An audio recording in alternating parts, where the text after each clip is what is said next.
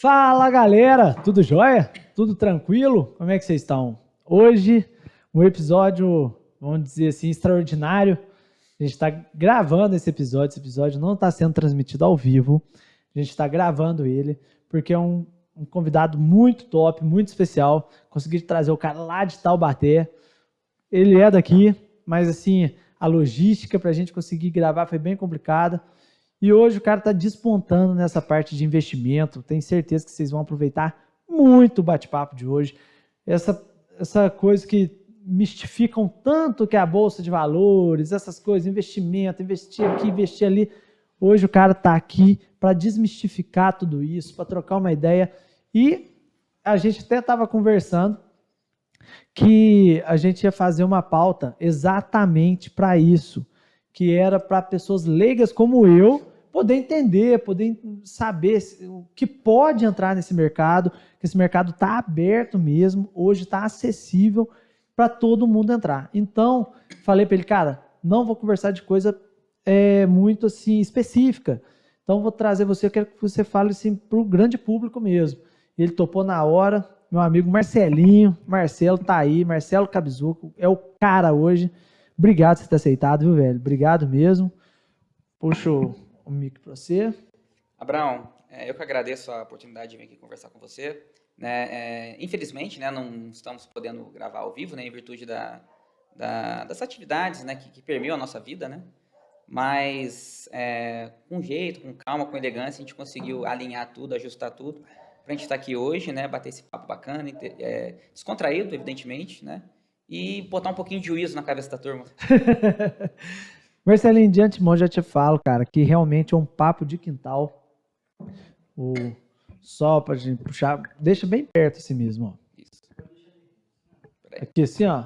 Tá, peraí. Pode puxar isso aí, mexe, cara. Assim? Aí. Ah, tá bom. Já era. De antemão já vou te falando, cara, que isso aqui é um bate-papo mesmo, é um papo de quintal mesmo. A gente não tem formalidade nenhuma. Aqui é feito para não ter formalidade.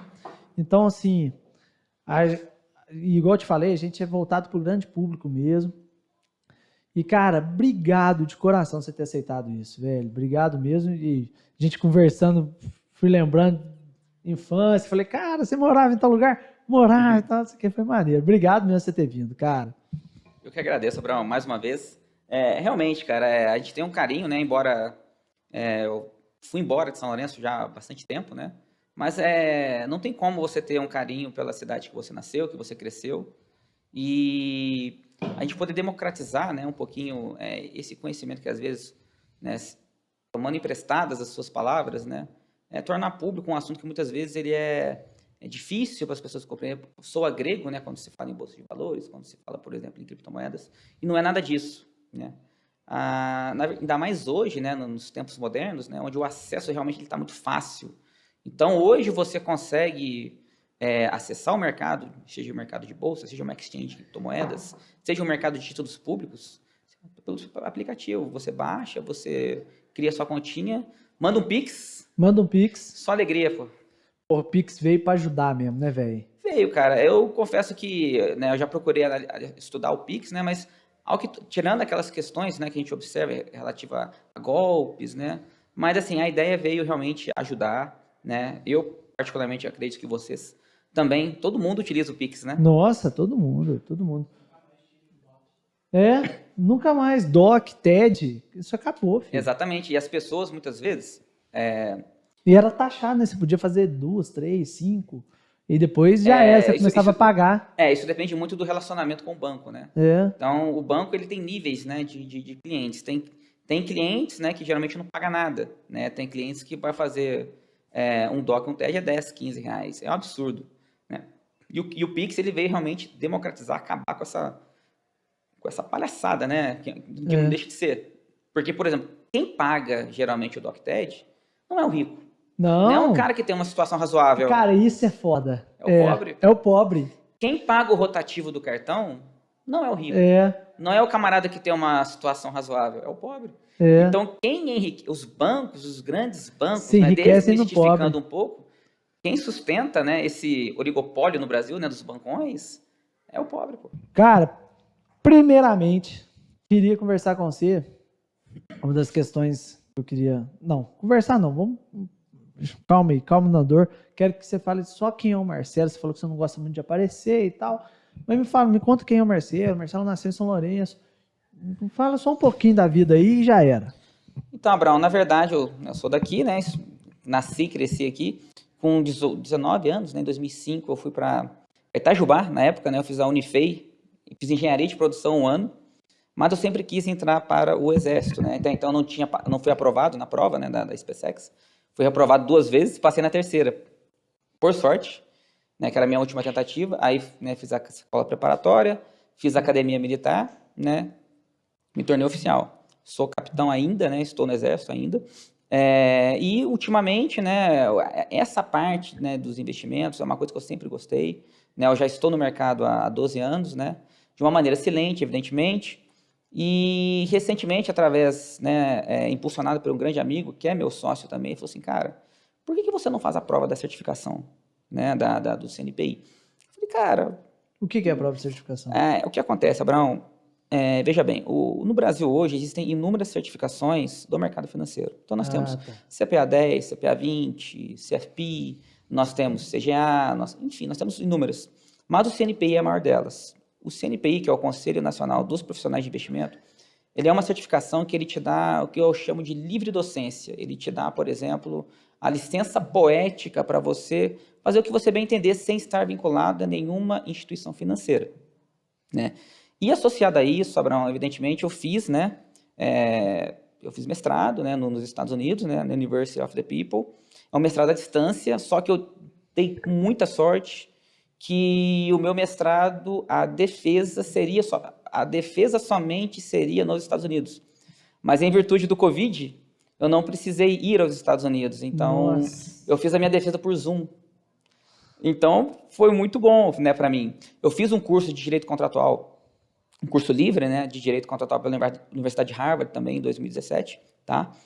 Inclusive, Abraão, queria dar uma dica aqui pro pessoal, tá? Hoje em dia, o acesso ao conhecimento, ele tá bastante fácil, ele está democrático. Existem algumas plataformas da internet, edx.com, ou, em português, edx.com, Coursera, você pode fazer cursos pelas grandes universidades do mundo, de maneira acessível, você só vai pagar o diploma e de graça. Aí, galera, isso é uma dica valiosa, hein? É uma dica valiosa. EDX? edx.org. edx.org. Porra, isso é dica para quem está querendo crescer, hein? Então, esse curso que eu fiz pela Universidade de Harvard em 2017 foi pelo EDX, e esse curso, é lógico, é um curso difícil, não é um curso fácil, em inglês, né? É um curso que eu demorei 4 meses para fazer, mas é um curso muito legal, muito, é outro nível, né? E, assim, existem cursos, cara, à torta e direito, do que você quiser. É lógico, o camarada tem que se dedicar. Eles não vão te dar, né, o diploma, né? Eles não vão te dar o diploma, porém, cara, são oportunidades. Tá? Hoje em dia, o acesso ele está muito fácil. Esse mestrado que eu fiz à distância, né, eu sempre tive o sonho, né, de morar fora do Brasil uma época, né? Só que em virtude da minha profissão, eu não consigo. Como é que eu ia pedir licença no Exército, ia ter que arcar com os custos? Uma universidade lá fora é caríssima. E eu pesquisando na internet, eu descobri essa universidade, né?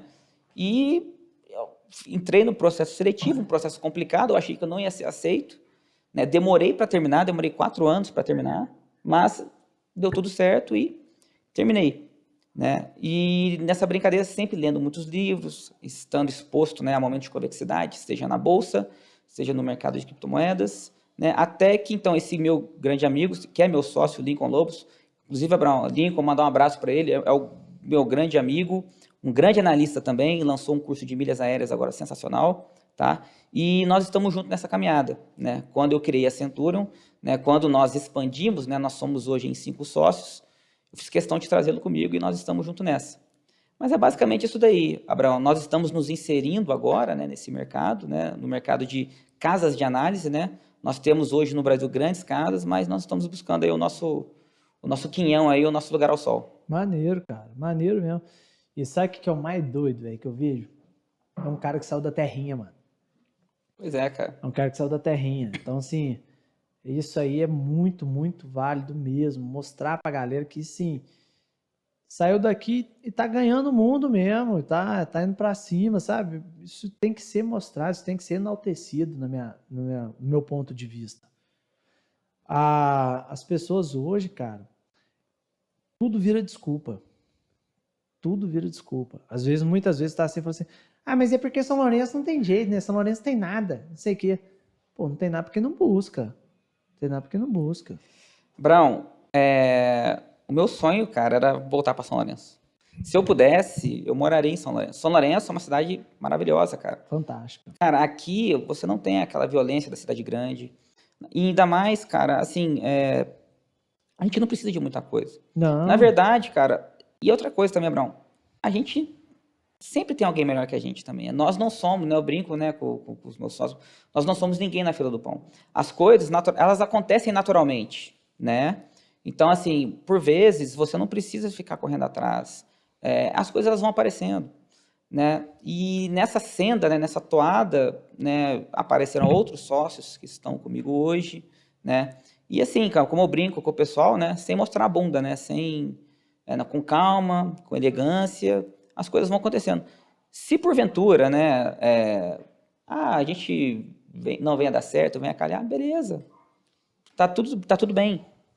Todos nós já temos os nossos empregos, todos nós estamos com saúde, né, estamos bem de vida, né, quando eu falo bem de vida, não financeiramente, né, mas assim, com família constituída, casado, bem casados, né, e isso que importa, cara. A gente vai ficando mais velho, a maturidade ela vem, e a gente vê e a gente observa que o que importa mesmo são coisas pequenas, né, aquelas coisas que muitas vezes nós não dávamos atenção quando os nossos pais falavam pra gente.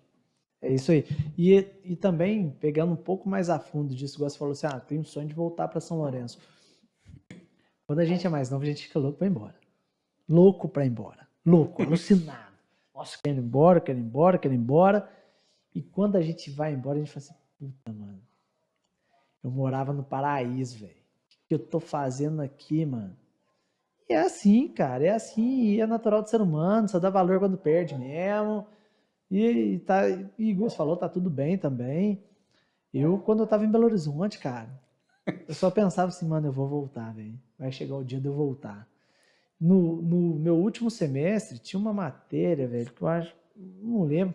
Cara, eu passei em cima da risca, que eu faltava quase todas as aulas pra vir embora pro São Lourenço. Porque assim, era sexta de manhã. Eu falei assim, vou embora que eu volto pro São Lourenço mais cedo. A gente fica louco para voltar, velho. E é natural, acho isso. A gente mora onde...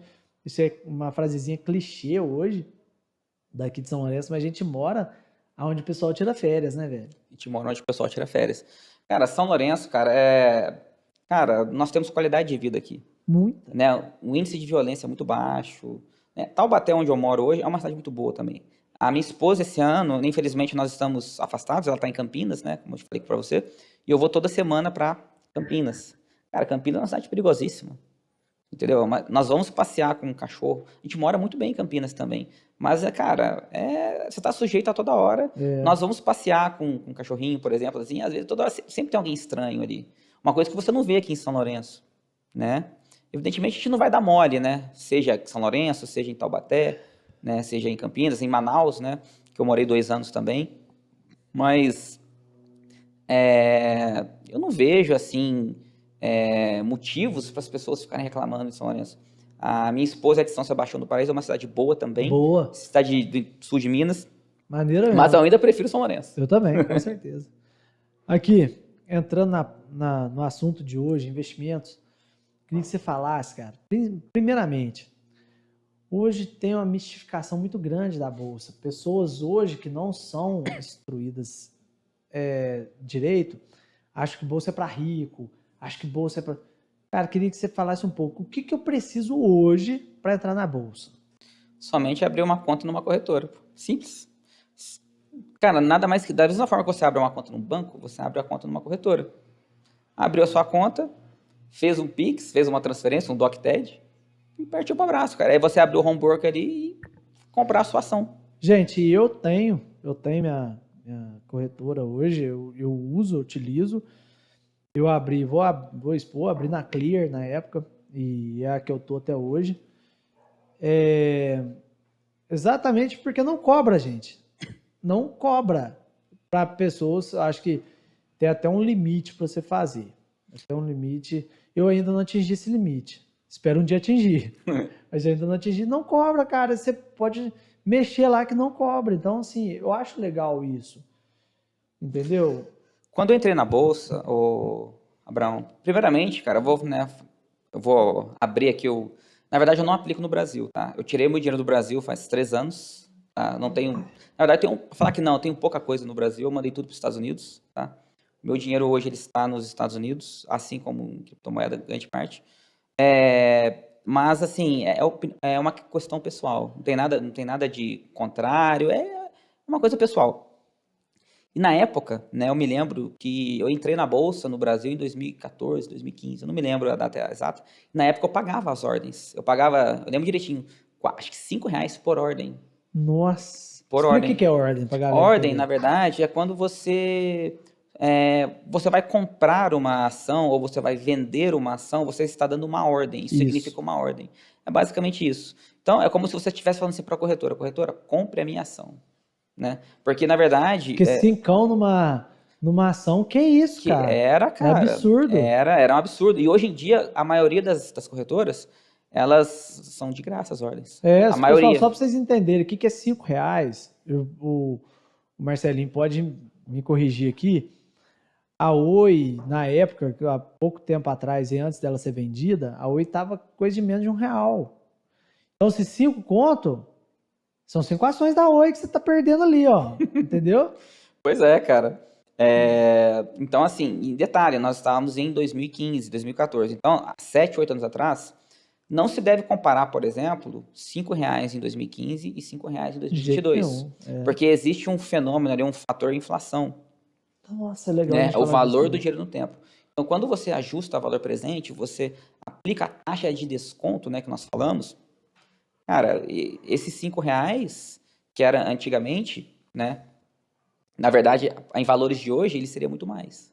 O que fala assim, quando fala assim, nossa, a inflação tá alta, o que isso quer dizer, cara? O que é inflação, Abraão? Inflação é o quê? É uma coisa que é interessante, que eu sempre gosto de orientar, né, as pessoas. Hoje, as pessoas é o seguinte, Abraão. Quando você procurar a tradução ipsilíteris do termo. Então, o que é inflação? Inflação é alguma coisa que está inflando, né? Geralmente, inflação, quando nós falamos de inflação, é aumento generalizado dos preços, né? Então, a inflação é quando, por exemplo, conforme o tempo vai passando, você vai o seu dinheiro, você vai perdendo paridade no poder de compra. Você vai perdendo o poder de compra e aquilo que você comprava há algum tempo atrás por um valor X, você agora vai pagar 2x, 3x, em virtude desse fenômeno, né? E aqui no Brasil, Abraão, o que acontece? Nós temos o que nós chamamos de uma inflação que ela já está incutida na nossa mente, ela já está incutida no cerne do brasileiro. Na década de 80, né, na verdade, eu nasci em 85, você nem era nascido ainda, provavelmente, mas pergunta para os seus pais, nós tínhamos o que nós chamávamos de inflação de sola de sapato. O que é inflação de sola de sapato? Você, por exemplo, você ia no mercado e depois você ia para outro, o preço já estava diferente. E por que sola de sapato? Porque você gastava o seu sapato para ir de um mercado ao outro. Então, o Brasil hoje ele controlou um pouco, né, esse monstro da inflação, tá? Mas ele é um mal ainda que persiste, tá? Ele é um mal que persiste de uma maneira moderada agora, né? Inclusive, nesse momento que nós estamos vivendo, o Brasil, por incrível que pareça, o Brasil ele saiu na frente das demais economias do mundo, né? Nós tivemos agora nos últimos dados divulgados, o Brasil teve um trimestre de deflação, inclusive, mas a gente tem que continuar acompanhando, ficar de olho, né? Porque, infelizmente, Abraão, o Brasil não é para amadores, né? O Brasil não é para amadores, então assim, a gente tem que ficar... De forma nenhuma. De forma nenhuma.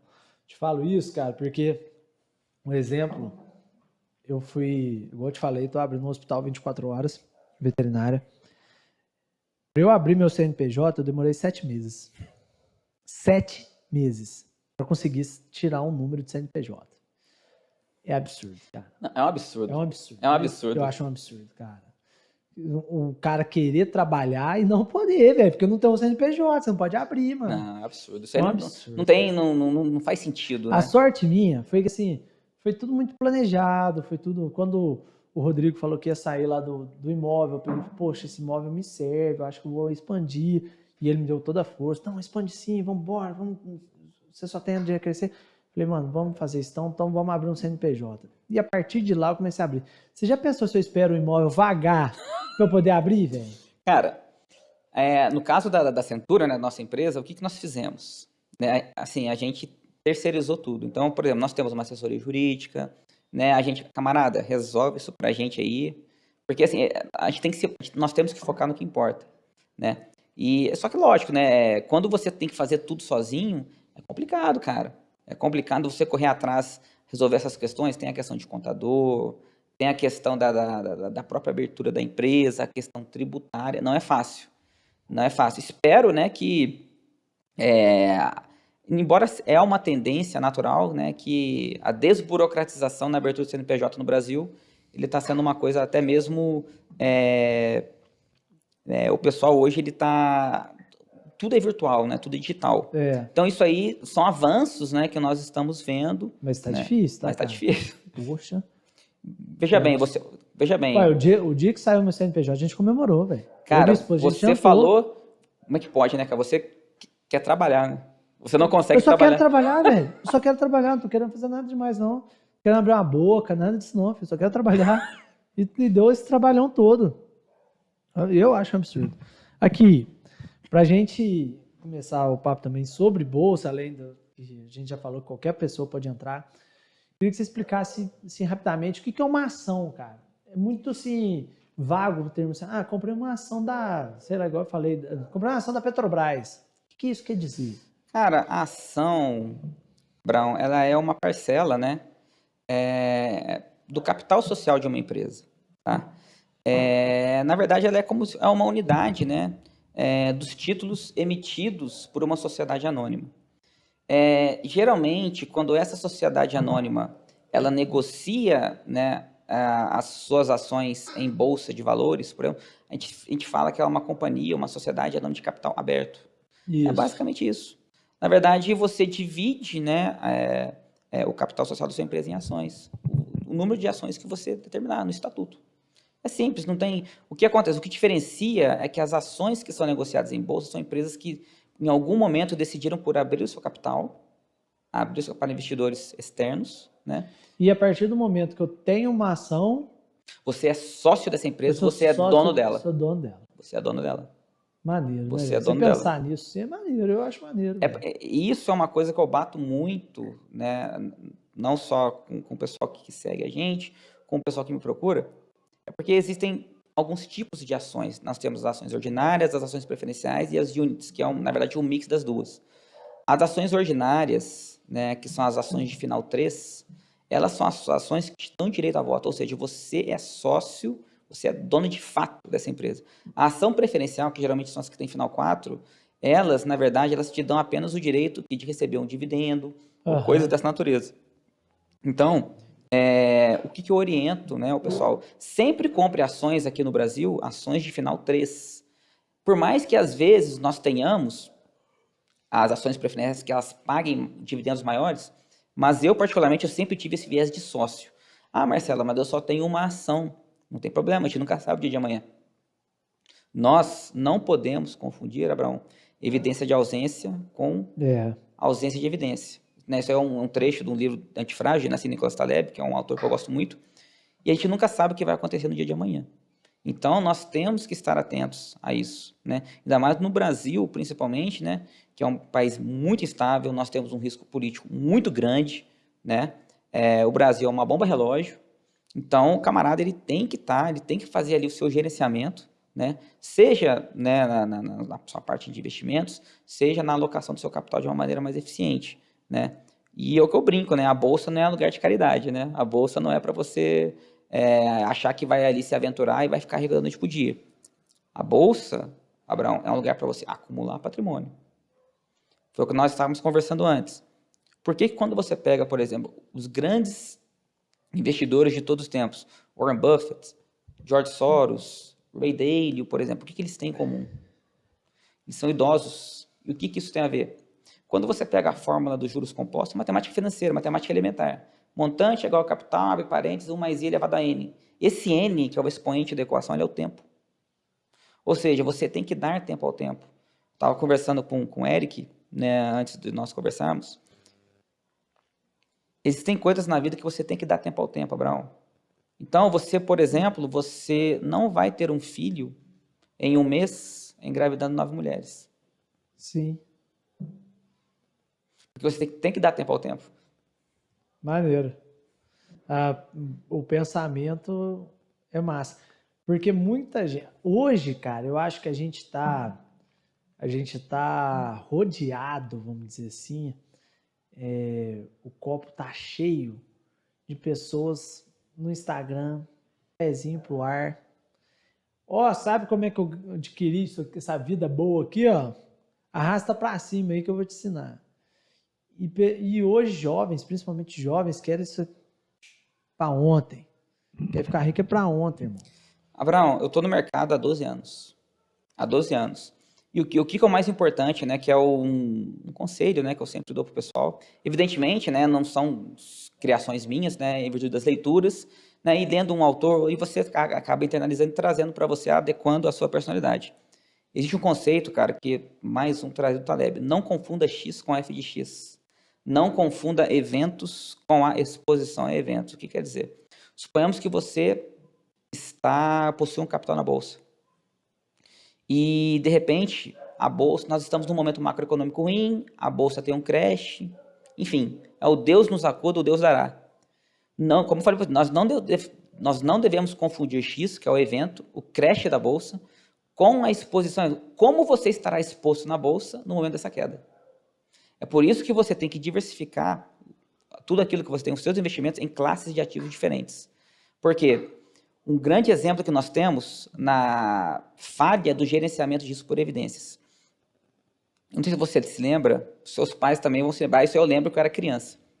Lembra que a poupança ela era considerado o investimento mais seguro no Brasil, até chegar na véspera quando o Collor congelou a poupança. Você se lembra?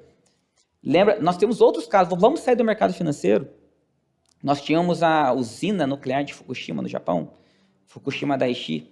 Né? Quando eles instalaram, né, resolveram por instalar essa usina no Japão, até então, naquele momento, nunca tinha... Os dados sísmicos, as estatísticas, elas mostravam que nunca houve naquele local, e nem sequer a probabilidade de existir, né, um terremoto na escala Richter acima de 8. Mas o que acontece? O que aconteceu? Os camaradas instalaram a usina e nós tivemos o acidente nuclear em 2011. Isso aí é o que eu falo, que é quando você confunde a ausência de evidência com a evidência de ausência. Então, Abraão, assim, quando você pega a estatística, né, existem 2 tipos de distribuição de probabilidades. Aquela que nós chamamos de distribuição normal, que é aquela chamada curva gaussiana, que é curva na forma de sino, em que os eventos, muitas vezes, um evento isolado ele não consegue afetar o agregado. Só que as estatísticas, muitas vezes, elas erram, né, elas pecam em não inferir com exatidão o risco de cauda. Aí que entra, né, as distribuições assimétricas. Por exemplo, sendo redundante, a usina de Fukushima, todos achavam, né, que jamais ia ter um problema. Por quê? Porque todas as médias, todas as estatísticas, elas demonstravam, né, que aquele lugar era um local seguro. Mas eles não previram com exatidão, nem ia conseguir de fato, que um cisne negro ele poderia acontecer. E o que é um cisne negro? É um evento impactante, catastrófico e imprevisível. Porém, a gente não consegue realmente, de fato, né, como o próprio nome diz, ele é imprevisível, mas a gente consegue medir o nível de fragilidade daquele ecossistema, né, e buscar por momentos de convexidade. É isso que serve a bolsa, por exemplo, e um mercado, né, mais atual, né, que é o mercado de criptomoedas. Como que essa pergunta eu ia fazer lá na frente, cara, mas já adiantando, igual você falou assim, apareceu um cisne negro e tal, a gente despencou. Como manter a calma, velho? Cara, velho, assim, eu tava conversando com você em off também. Você tem que ter muita convicção naquilo que você está fazendo. Muita, mas é muita. Por exemplo, como que você vai reagir, por exemplo, Abraão, suponhamos que você decidiu, você acredita naquele ativo, poxa, cara, estou convicto. E você vai lá e coloca muito dinheiro nele. E, de repente, você vê aquilo desvalorizando. Então, o que acontece? A alegria, a dor da perda, perdão, ela é pior do que a alegria do ganho. Então, por exemplo, é interessante as pessoas elas fazerem esse exercício. Como você reagiria ao ver, por exemplo, o seu patrimônio dilapidando, você está com 150 mil reais negativo, 200 mil reais negativo. Já para pensar nisso? Como você ficaria? Eu já fiquei, 200 mil reais negativo. Nossa. Mantive a posição, aportei mais, mas eu estava convicto e o negócio virou.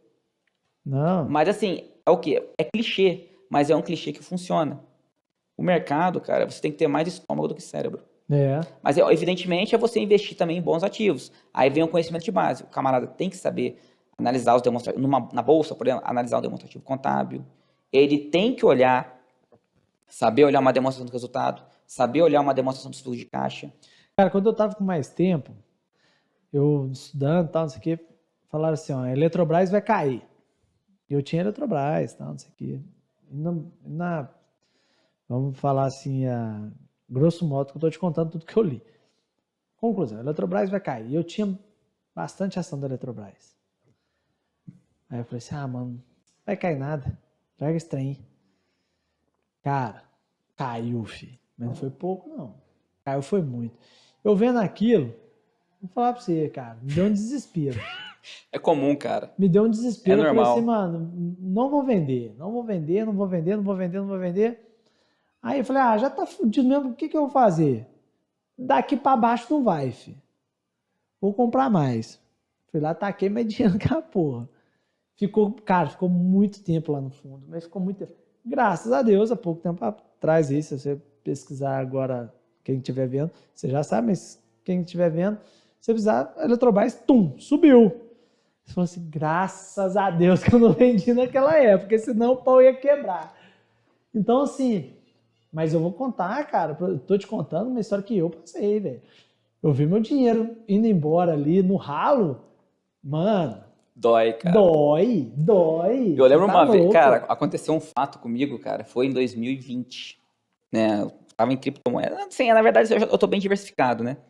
Mas eu tava tomando um caldo muito grande em criptomoedas. Só que assim, eu gosto muito, só que assim, eu tinha tanta convicção, e eu até brinco, né? Que o criptoativo que eu tava aplicando tava caindo, cara, em queda livre. E eu tinha aportado, porque assim, o que acontece? Você jamais vai conseguir acertar o timing. Você tem que focar nos fundamentos. E os fundamentos estavam muito bons. E eu continuava aportando e, de repente, caiu. E eu lembro que eu estava tão convicto e eu caindo e eu aportando mais, sem pena. Sem pena, aportando. Eu lembro que até minha esposa olhava para mim, tipo assim, sabe aquele pensamento, pô, o que esse cara tá fazendo? Ele tá dilapidando o nosso patrimônio, né? Eu até brinco com ela. Mas, cara, de repente virou, cara. Virou, né? Aí subiu, eu falei, meu Deus. Aí eu brinco, né, cara? Até sambei, né? Eu não sei, e quando que é a hora de sair, velho? Cara, então, Abraão, o que acontece, cara? Eu, particularmente, eu tenho a minha pior... Vou te interromper. Pessoal, quando eu pergunto para ele quando é a hora de sair, é quando é a hora que ele vende a ação. Por exemplo, assim, ele comprou, o trem tá subindo, tum. E aí? Eu saio, eu deixo, eu deixo de ganhar mais... Eu deixo, pode ser que caia, eu perco. Então, assim, é essa a pergunta. Quando que é a hora que ele... Como que ele julga a hora de sair? Então, Abraão, essa é a minha pior qualidade como investidor. Por exemplo, eu sou um péssimo vendedor. Eu sou um ótimo comprador, mas sou um péssimo vendedor. Então, assim, eu foco no longo prazo. Então, antes do camarada ele entrar numa ação, o que eu recomendo é a pergunta que você deve fazer. Cara, você estaria disposto a segurar essa ação por 10 anos? Você estaria disposto a segurá-la? Os fundamentos dela são sólidos? É análise objetiva, cara. Objetiva. Sem amor, sem nada. Por quê? Abraão, a ação, ela não tem sentimento por você. Ela não quer saber. E o mercado, ele é muito irracional no curto prazo. Nós temos que saber diferenciar ruídos e sinais. Vou dar um exemplo. Suponhamos que nós temos uma notícia hoje falando que... O que você falou? A Eletrobras vai cair. Tá, mas isso aí são notícias, são ruídos. O que isso interfere nos dados dela? Nada. Então, o que importa são os dados contábeis dela. É a demonstração do fluxo de caixa, o balanço patrimonial. Os lucros dela estão consistentes, as receitas estão consistentes, ela está gerando bastante caixa, a dívida está controlada. Como é que está o caixa dela? Como é que está a gestão de recebíveis dela? Tá ok? Bora. Não tem que se emocionar, só que as pessoas se emocionam, elas se submetem a muitos ruídos e elas acabam perdendo o foco dos grandes ciclos, né? Então, o importante é foco em fundamento, foca naquilo que está no demonstrativo contábil. É basicamente isso. Não tem que inventar moda. Não tem que inventar moda. Marcelinho, hoje muito se fala também, cara, em fundo imobiliário. Ah, fundo imobiliário, não sei o quê. Assim. Como que é o fundo imobiliário? O que que rola? O que que é o fundo imobiliário? O que é o fundo, Abraão? Quando você fala em fundo, né? Fundo é o quê? É uma comunhão, tá? É uma comunhão de recursos, né? No qual ele deve ser aplicado, tá? Evidentemente, em investimentos do setor imobiliário, tá? Ele é constituído sob uma forma de condomínio fechado, né?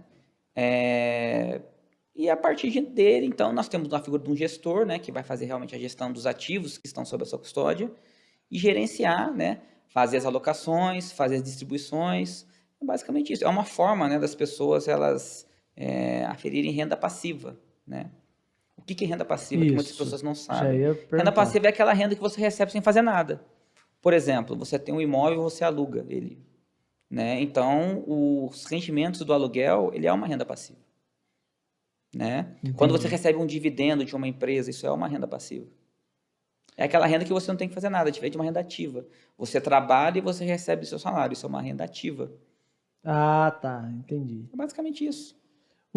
Então, assim, se eu compro um fundo, vamos dizer, parte desse fundo, na verdade, né? Isso. Compro parte desse fundo, o aluguel, parte desse aluguel vai vir para mim. Exato. Os fundos, eles são divididos em cotas, né? Eles são distribuídos em cotas.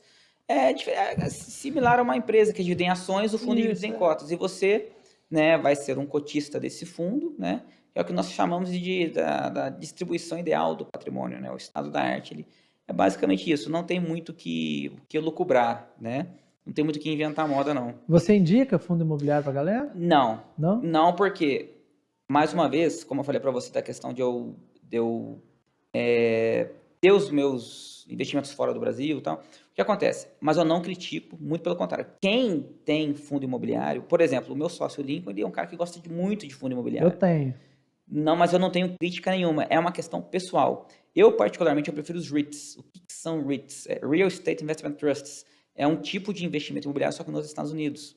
Diferentemente dos fundos imobiliários, o que são os REITs? Os REITs são empresas... Eu achei que fosse coisa de dancinha. Não. São empresas de capital aberto nos Estados Unidos, mas que elas possuem algumas peculiaridades, ou seja, 75% das receitas têm que ser advindas, né, seja de hipoteca, seja de aluguéis, 95%, 90% dos lucros têm que ser distribuídos em forma de dividendos, mas elas são empresas de capital aberto, né? Só que elas estão voltadas para o setor imobiliário. Então, eu particularmente, eu brinco, né, que os REITs... Mas aí vai ser renda ativa. Não necessariamente, porque os REITs pagam dividendos, né? Eles tá. pagam dividendos. Então, os REITs, eu brinco, eles são os primos ricos, né, dos fundos imobiliários aqui no Brasil. Eu tenho as minhas ressalvas, mas sendo redundante, Abraão, é pessoal.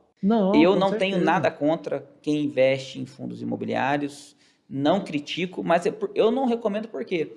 Eu não posso recomendar uma coisa que eu não aplico, Abraão. Uhum. Então, por exemplo, eu estaria sendo hipócrita. Então, eu faço o que eu digo, mas não faço o que eu faço? Não. Eu só recomendo aquilo, né, em que eu estou exposto, em que eu tenho a pele de jogo, que eu estou skin the game. Então, não adianta eu chegar para uma pessoa e falar assim, ó, faça isso, mas como a gente fala no exército, né, mais fácil pegar a cueca, suja de merda e enfiar na cara, né? Faz isso aí, mas eu não faço, não. Não. Exatamente por eu não ter, eu não indico.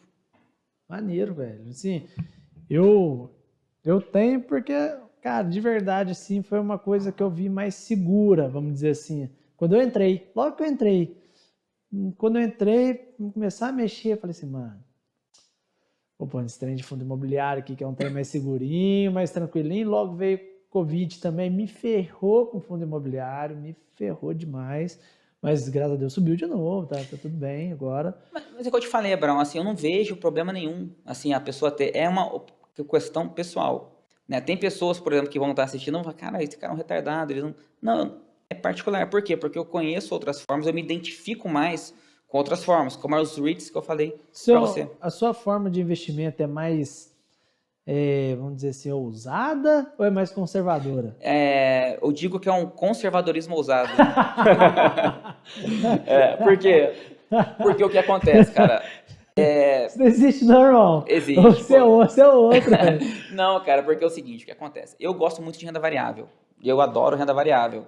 Só que eu tenho estômago para suportar as perdas que porventura ocorrem, é natural. Né?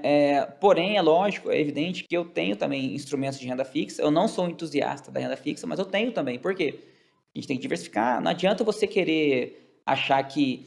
Um grande erro que eu observo é que as pessoas elas acham que elas são assim... não, eu sou o cara. Não é, nós não somos. Nós não somos. O mercado ele é soberano. Quando você fala assim, renda fixa e renda variável, explica rapidinho. Tá. O que é renda fixa? Como o próprio nome sugere, renda fixa é uma renda fixa. Você já sabe quanto que você vai receber, né, a partir do momento que você executa um aporte. A renda variável não, você não sabe, porque ela está sujeita, né, às variações do mercado, né, aos humores, né, parafraseando Benjamin Graham, do senhor mercado. O que é o CDI? O CDI é um certificado de depósito interbancário. Tá? Quando o pessoal fala assim, tá pagando tanto do CDI, porque o que acontece? Porra é essa? Os bancos, né, eles precisam de dinheiro, eles precisam de liquidez. E muitas vezes, né, para eles estarem dentro, né, do que é estabelecido pelo Banco Central, ou para sanar, para liquidar alguma de suas operações, eles fazem empréstimo entre eles. Evidentemente, quando um banco ele faz empréstimo entre eles, existe o que nós chamamos de a taxa de CDI, né, que é o valor, a taxa, né, que é o prêmio que um banco ele cobra do outro. Então, quando nós falamos CDI, é exatamente isso. Tá? É um certificado de depósito interbancário entre bancos. Então, o que manda no CDI é se um banco está mais ferrado que o outro, acaba subindo o CDI. É isso? Não necessariamente, porque o CDI, na verdade, ele é uma taxa que muitas vezes ela é estabelecida, né, entre eles mesmo, né, e o próprio mercado. Né, é oferta e demanda. Né? Não necessariamente. A taxa Selic, na verdade, né, Selic ou CDI? Não, porque o que acontece? Geralmente o CDI ele acompanha a Selic. Ele é um pouquinho menor que a Selic. Né? O que é a Selic? A Selic, né, ela é a taxa de juros, né, a taxa básica de juros da economia brasileira. Ela é instituída, né, pelo Copom em reuniões a cada 6 semanas, né, e ela é o principal instrumento da política monetária do Brasil, tá, no controle da inflação. Então, assim... O CDI, ele acompanha a Selic. Geralmente, ele é um pouquinho menor que a Selic. Mas o que faz a Selic subir ou baixar e o CDI subir ou abaixar? É o cenário macroeconômico, o ambiente macroeconômico.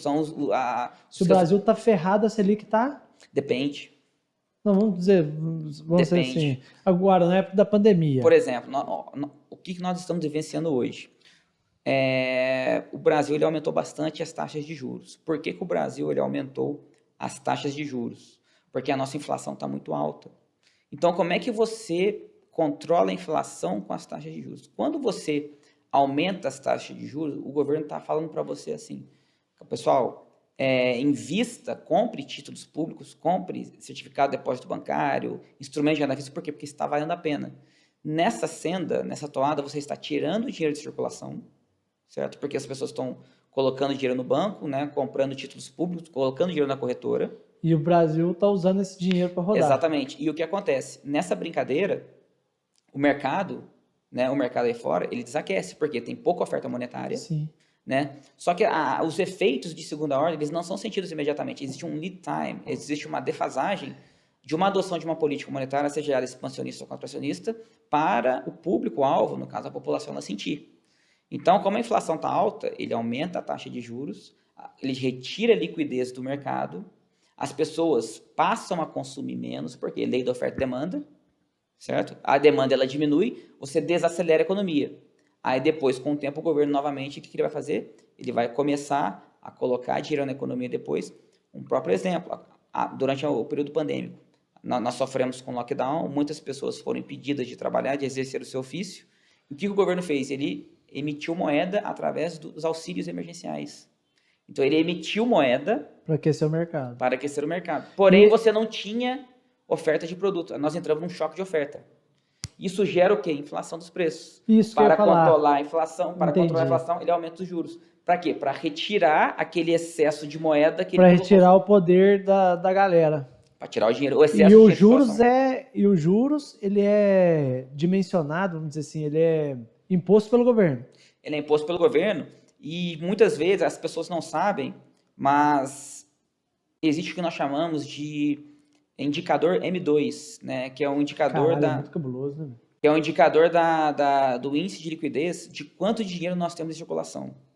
Por exemplo, geralmente, Abraão, a inflação ela acompanha, né, o percentual de M2, que é a variação da oferta monetária de um país. Então, por exemplo, quando você aumenta muito a oferta monetária, o Brasil, o que ele fez? Ele aumentou a oferta monetária, né, em virtude do Covid. Aí o que acontece? Cara, batata, deu choque de oferta, a inflação começou a aumentar. Por quê? Porque a inflação, com o diferencial M2, ele tende a convergir. O que eles fazem? Eles começam a tirar a liquidez do mercado, a inflação cai, certo? A inflação cai, né, quando você tira o dinheiro do mercado, mas os juros ele sobe. E isso afeta a dívida pública brasileira, principalmente de curto prazo. Quanto menos o poder do povo, então, de comprar, menor é a inflação? Não necessariamente. Porque, por exemplo, o Brasil ele emitiu muita moeda. Sim. Só que, por exemplo, a dívida internacional, quando o Brasil... nossa, cara, agora eu tô começando a entender. Quando você lê assim, fala assim que na época do Plano Real a inflação na época subiu, foi isso? Porque emitiu muito moeda. Na verdade, o Plano Real, cara, loucura, quando nós tivemos o Plano Real, né, nós substituímos o Cruzeiro Real pelo Real. Não sei se você se lembra que antes da introdução do Plano Real, nós tínhamos várias moedas, cara, o Cruzeiro Real, aí depois mudou antes do Cruzeiro Real era o Cruzeiro, antes era o Cruzado. O Brasil ele mudava de moeda igual o Vasco mudava de técnico, né? Eu gosto de brincar. Igual o Vasco mudava de técnico, cara. Então, e assim, cara, o Real ele veio acertar. Aí o que o Brasil ele fez na época? Quando o Brasil introduziu o Plano Real, até então não se sabia o quanto que tinha de Cruzeiro Real circulando. Então era uma bagunça, era uma zona, era um zaralho. Aí o Plano Real ele veio moralizar essa questão. E o que o Brasil fez? Não sei se você se lembra, o Brasil ele manteve a paridade com o dólar até o ano 2000. Não dessa época aí não, filho. Pois é. De 94 a 2000, o real ele era pareado com o dólar. Era. Aí em 2000, né, mas isso aí foi tudo controlado. O governo ele resolveu adotar o câmbio flutuante. Aí nós tivemos esse choque, mas é normal. Por quê? Porque como nós tivemos na pandemia, né, esse aumento, né, da oferta monetária, só que você não pode levar em consideração o Brasil só. A dívida, quando você aumenta a oferta monetária, você não tem demanda para o real, igual você tem, por exemplo, para o dólar. Os Estados Unidos também aumentou a oferta monetária dele. Só que a dívida internacional, ela é lastreada em dólar. Né? Muitos países na pandemia, eles reduziram as suas reservas internacionais. Então, o que acontece? E o real, ninguém quer comprar real, cara. O estrangeiro não vai comprar real. Lógico, não é bobo. Só que aí o que acontece? Agora, como nós estamos, né, o Brasil ele aumentou a taxa de juros para controlar a inflação, o Brasil tem que tomar muito cuidado. Por quê? Porque muitos países, muitos investidores estrangeiros, eles estão vendo, né, que o Brasil está aumentando a taxa de juros, os camaradas vai entrar dinheiro no Brasil a rodo. Porque eles vão querer fazer o que nós chamamos de carry trade. Né? O que é o carry trade? É quando você, por exemplo, faz uma negociação entre moedas diferentes, esperando uma valorização não só da moeda, mas a taxa de juros do Brasil está aumentando. Porque o Brasil, apesar de tudo, cara, o Brasil, de todos os problemas, mas nessa questão específica da pandemia, nessa questão do controle da taxa de juros da inflação, o Brasil só na frente. O Brasil foi melhor que os Estados Unidos. Cara. A equipe econômica do Brasil mandou muito bem. Nós temos os nossos gargalos, nós temos os nossos problemas, mas esses nossos problemas são estruturais, são conjunturais, são históricos, né? Mas o Brasil, assim, tomando por base o que nós estamos vendo, por exemplo, nos Estados Unidos, que os Estados Unidos hoje ele está atrás da curva. Ele está atrás da curva de juros, o Brasil não. Tanto é que o Brasil, na última reunião do Copom, ele já sinalizou, nós devemos ter mais um aumento só, vai estabilizar para começar a reduzir. Os Estados Unidos... Para começar a voltar o poder de compra pessoal. Exatamente, para começar a liberar oferta monetária novamente. Porém, isso, né, pode desencadear gatilhos perigosos, porque a configuração hoje da economia brasileira é diferente. Nós estamos com índice de desemprego muito alto, nós estamos, por exemplo, Muitas pessoas hoje, né, não só nos Estados Unidos, mas no Brasil também, preferem ficar em casa, trabalhar em casa, porque esse home office agora, em virtude da pandemia, mudou muito a relação de trabalho. Então, nós vamos ter pressões por aumentos salariais, porque nós estamos com uma inflação alta ainda, né? Muito. Então, exatamente. Então, cara, assim, eu vejo assim, o que é importante? O camarada estar acompanhando, vendo as movimentações, mas não olhar só o Brasil. Porque um espirro nos Estados Unidos, Abraão, um espirro na China, principalmente, que o maior parceiro comercial brasileiro é a China, vai causar uma gripe aqui, cara. Pessoal, acho que deu para vocês notarem que piscou hoje fica sem entender, né? Piscou hoje, vai ter que voltar o vídeo aí e ver de novo. E é cabuloso, o assunto é fora do normal. Vou pedir para vocês, quem está aqui com a gente até agora, se inscreva no nosso canal aí, dá o like, vamos pulverizar isso aí, cara, porque é uma informação, são informações tão valiosas que estão sendo fornecidas para vocês gratuitamente. É uma coisa assim, o Marcelo se dispôs a vir aqui hoje, trocar essa ideia, coisa que vocês têm que aproveitar, cara. É uma pena, volto a dizer, é uma pena esse papo não ser ao vivo, porque eu queria que o grande público tirasse as dúvidas com o Marcelo. E vou falar mais, ó, vamos deixar um trem combinado aqui, o Marcelo se vire para cumprir isso. Quem tiver dúvida pra gente, manda pra gente. Vou pedir pro Marcelo gravar um stories ou gravar um videozinho rápido e nós vamos soltar na nossa página com a dúvida da galera. Com certeza. Uma vez que isso não é ao vivo. Pode ficar à vontade, pode seguir a nossa página, né? Seja a minha pessoal, como a da Centurion, né? @Marcelo Cabizuca no Instagram ou @Centurion Research. A gente está respondendo, né? Não é só eu, tem um outro analista para responder também, né? Nós estamos, inclusive, contratando um outro agora, nós devemos fazer um anúncio em breve, né? Semana que vem, provavelmente. Então, nós estamos aumentando essa equipe. Pode mandar à vontade. É isso aí, pessoal. Manda mesmo. Manda porque o cara é bom. O cara é bom mesmo, assim.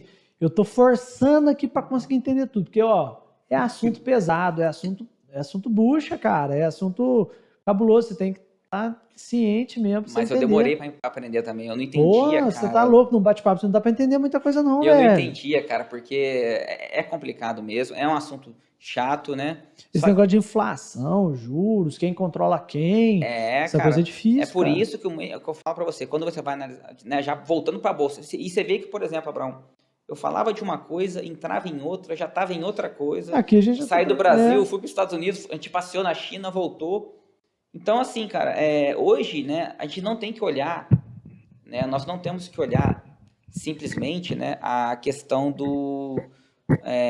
das classes de ativos dos países de uma maneira isolada, mas a gente tem que olhar as interações dos sistemas, né? Então, por exemplo, hoje em dia você não tem que analisar isoladamente o mercado imobiliário de ações, né? Mas tem que analisar o mercado de títulos que interfere no mercado de ações.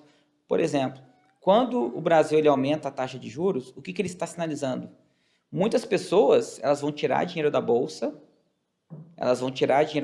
e vão migrar para a renda fixa. Por quê? Porque o Estado está mostrando o quê? Porque, em tese, o título público ele é o que nós chamamos de taxa livre de risco. São os investimentos mais seguros que tem.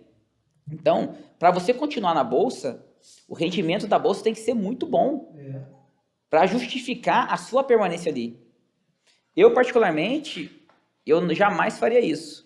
O que eu mudo na minha alocação é basicamente o seguinte, de acordo com o cenário macro, eu aumento ou diminuo o percentual meta da classe de ativo. Mas o aporte sempre continua. Eu nunca vou deixar de sair da bolsa. Você troca entre elas ali. Na verdade não troco, não faço nada, eu aumento o aporte. Ah, tá. Então, por exemplo, nós estamos num cenário de aumento da taxa de juros. Então, o que isso sinaliza? Isso sinaliza que, em tese, os investimentos em títulos públicos, eles estão mais... qual seria a palavra correta? Eles estariam mais... garantidos? Mais garantidos, é como se eles estivessem mais... seguros. Exatamente, mais sedutores do que o investimento em bolsa. Porém, né, trazendo a lume, né, outros... Nesse momento em que as pessoas saem da bolsa e vão para a renda fixa, é nessa hora que as oportunidades na bolsa vão surgir. Por quê? Porque quando você começa a ter um forte sell-off, uma forte liquidação, uma forte venda de ativos, evidentemente que o preço, né, quando o volume de venda ele supera o volume de compra, o preço ele cai.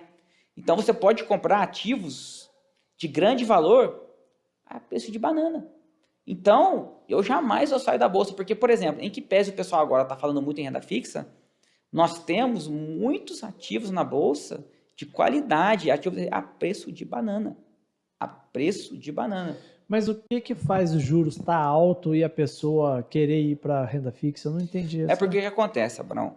Quando você aumenta a taxa de juros, né, que é a taxa básica do governo, o governo ele tem os títulos públicos dele. Ele tem entendi. Não só os títulos públicos, mas os bancos eles acompanham isso daí também. Entendi. Entendeu? E aí, se o juro subindo, como é título público, vai subir junto. Em tese, sim. Entendi. Só que nós temos que levar em consideração a nossa a variação real, não os juros reais e não os juros nominais. Por exemplo, a taxa de juros está a 13%, dá um exemplo. Agora nós estamos a 13,25%, 13,75%, se não me engano. Só que a taxa de inflação está a 10%. Então, esses 13,25%, esses 13,75% é a taxa nominal, é o que está escrito ali. Mas o que você está ganhando, na realidade, é 3%, porque a taxa de inflação é um exemplo. Sim, entendi. Entendeu? Então, a Bolsa de Valores, ela tem que apresentar, né, as empresas, elas têm que apresentar, seja mediante, através do pagamento de dividendos, seja mediante através da valorização do papel. Entretanto, como o cenário está difícil, a valorização do papel é difícil. As empresas têm que aumentar os dividendos pagos. Só que nós estamos num momento de desaceleração econômica. E nós chegamos no momento que ele é similar da década de 70, que é o que nós chamamos de estagflação. O que é estagflação? É um momento de inflação alta, alta taxa de desemprego, entendeu? É um momento realmente incomum, é um momento único na nossa história. Então, nós enfrentamos muitas fragilidades nesse momento. Então, é por isso que eu falo, pela enésima, o camarada tem que estar ligado, o camarada ele tem que estar atento, ele tem que estar acompanhando, tá? Mas o mais importante é fazer o estudo de casa. Ele mesmo buscar informação. As informações hoje, elas estão muito fáceis, Abraão. Você vai no Google, existe muito conteúdo de graça, dá uma googada ali, tem muito conteúdo de graça muito. No YouTube, conteúdos de altíssima qualidade. O camarada ele consegue aprender bastante coisa. Isso que a gente está fazendo, cara. Pois é. Isso que a gente está fazendo. Por um leigo, poxa, como eu mesmo, velho, aprende mais, cara. Começa a entender, entendeu? Assim, não é aquela pessoa que cai no labirinto lá da Bolsa de Valores sem entender porra nenhuma. Se ele vê um negócio desse aqui, poxa, já entra sabendo, poxa. Na verdade, esse nosso bate-papo aqui, ele não vai falar. Ele vai mostrar ali uma pincelada muito superficial. Porque você analisar realmente um ativo com tranquilidade, o cara tem que ter. Não, mas eu falo assim, a pessoa entendeu o que é a bolsa mesmo. Não, Fala assim, velho, nossa, legal, essa bolsa serve pra mim, cara. Eu acho que eu posso ir lá. Cara, eu prefiro. Então, é um pouco intuitivo, né? É meio complicado. Eu sou muito entusiasta da renda variável. Por mais que nós enfrentemos momentos, né, de queda, de alta, nós temos o ambiente macroeconômico, os ciclos econômicos também, mas o que gera, né, valor, o que movimenta a economia não é o governo, cara. O que movimenta a economia são as empresas. Sim. Né? É a iniciativa privada. Então, por exemplo, eu particularmente, eu não tenho, né, até porque eu já falei que eu aplico fora, mas aqui no Brasil, é muito difícil eu aplicar em empresas que têm o governo como sócio. Eu particularmente, eu não gosto muito de empresas que têm governo. Não gosto. Eu gosto de empresas, geralmente com ações ordinárias, empresas ali bem geridas e preferencialmente sem participação governamental. Eu não gosto muito de ter o governo como sócio, não. Sou até estranho, né? Eu sou um funcionário público, né? Eu luto pelo Estado, mas aposto contra ele, né? Ô, Marcelo, a gente aqui, cara, igual a gente está falando aqui de ter parceiros, nós temos aqui nossos parceiros, não podemos deixar de agradecer. A Cobb hoje, a Cobb Distribuidora de Bebidas, eles são pra gente assim um irmão mesmo, velho, porque os caras estão acreditando desde o começo, os caras estão aqui, toda essa bebida que a gente consome, que todo esse chá que a gente está consumindo aqui, foi proporcionado pela Cobb Distribuidora de Bebidas. A Cobb fica ali, pessoal, na Rua da Laje, é logo atrás ali do supermercado, do Carrossel Supermercados. Nossa, os meninos, se você vai fazer uma festa, vai fazer uma confraternização, tem que ser lá. porque lá tem os melhores preços, desde bebida quente a bebida gelada, os meninos têm absolutamente tudo. Eu tenho certeza que você vai ser muito bem atendido pelo pessoal de lá, pelo Marco, Márcia, Vanusa, Ricardo, o pessoal todo lá. Tenho certeza que você vai ser muito bem atendido e sempre com a melhor qualidade, com os melhores preços. Corre lá na Cobb, se você tem intuição de fazer, você tem intenção de fazer qualquer coisa, é lá na Cobb que você deve ir. Pessoal, outra pessoa que eu não posso deixar de agradecer, nosso amigo Matheus Flore e a toda a família da distribuidora de carne de São Lourenço. Os meninos são sempre fenômeno com a gente.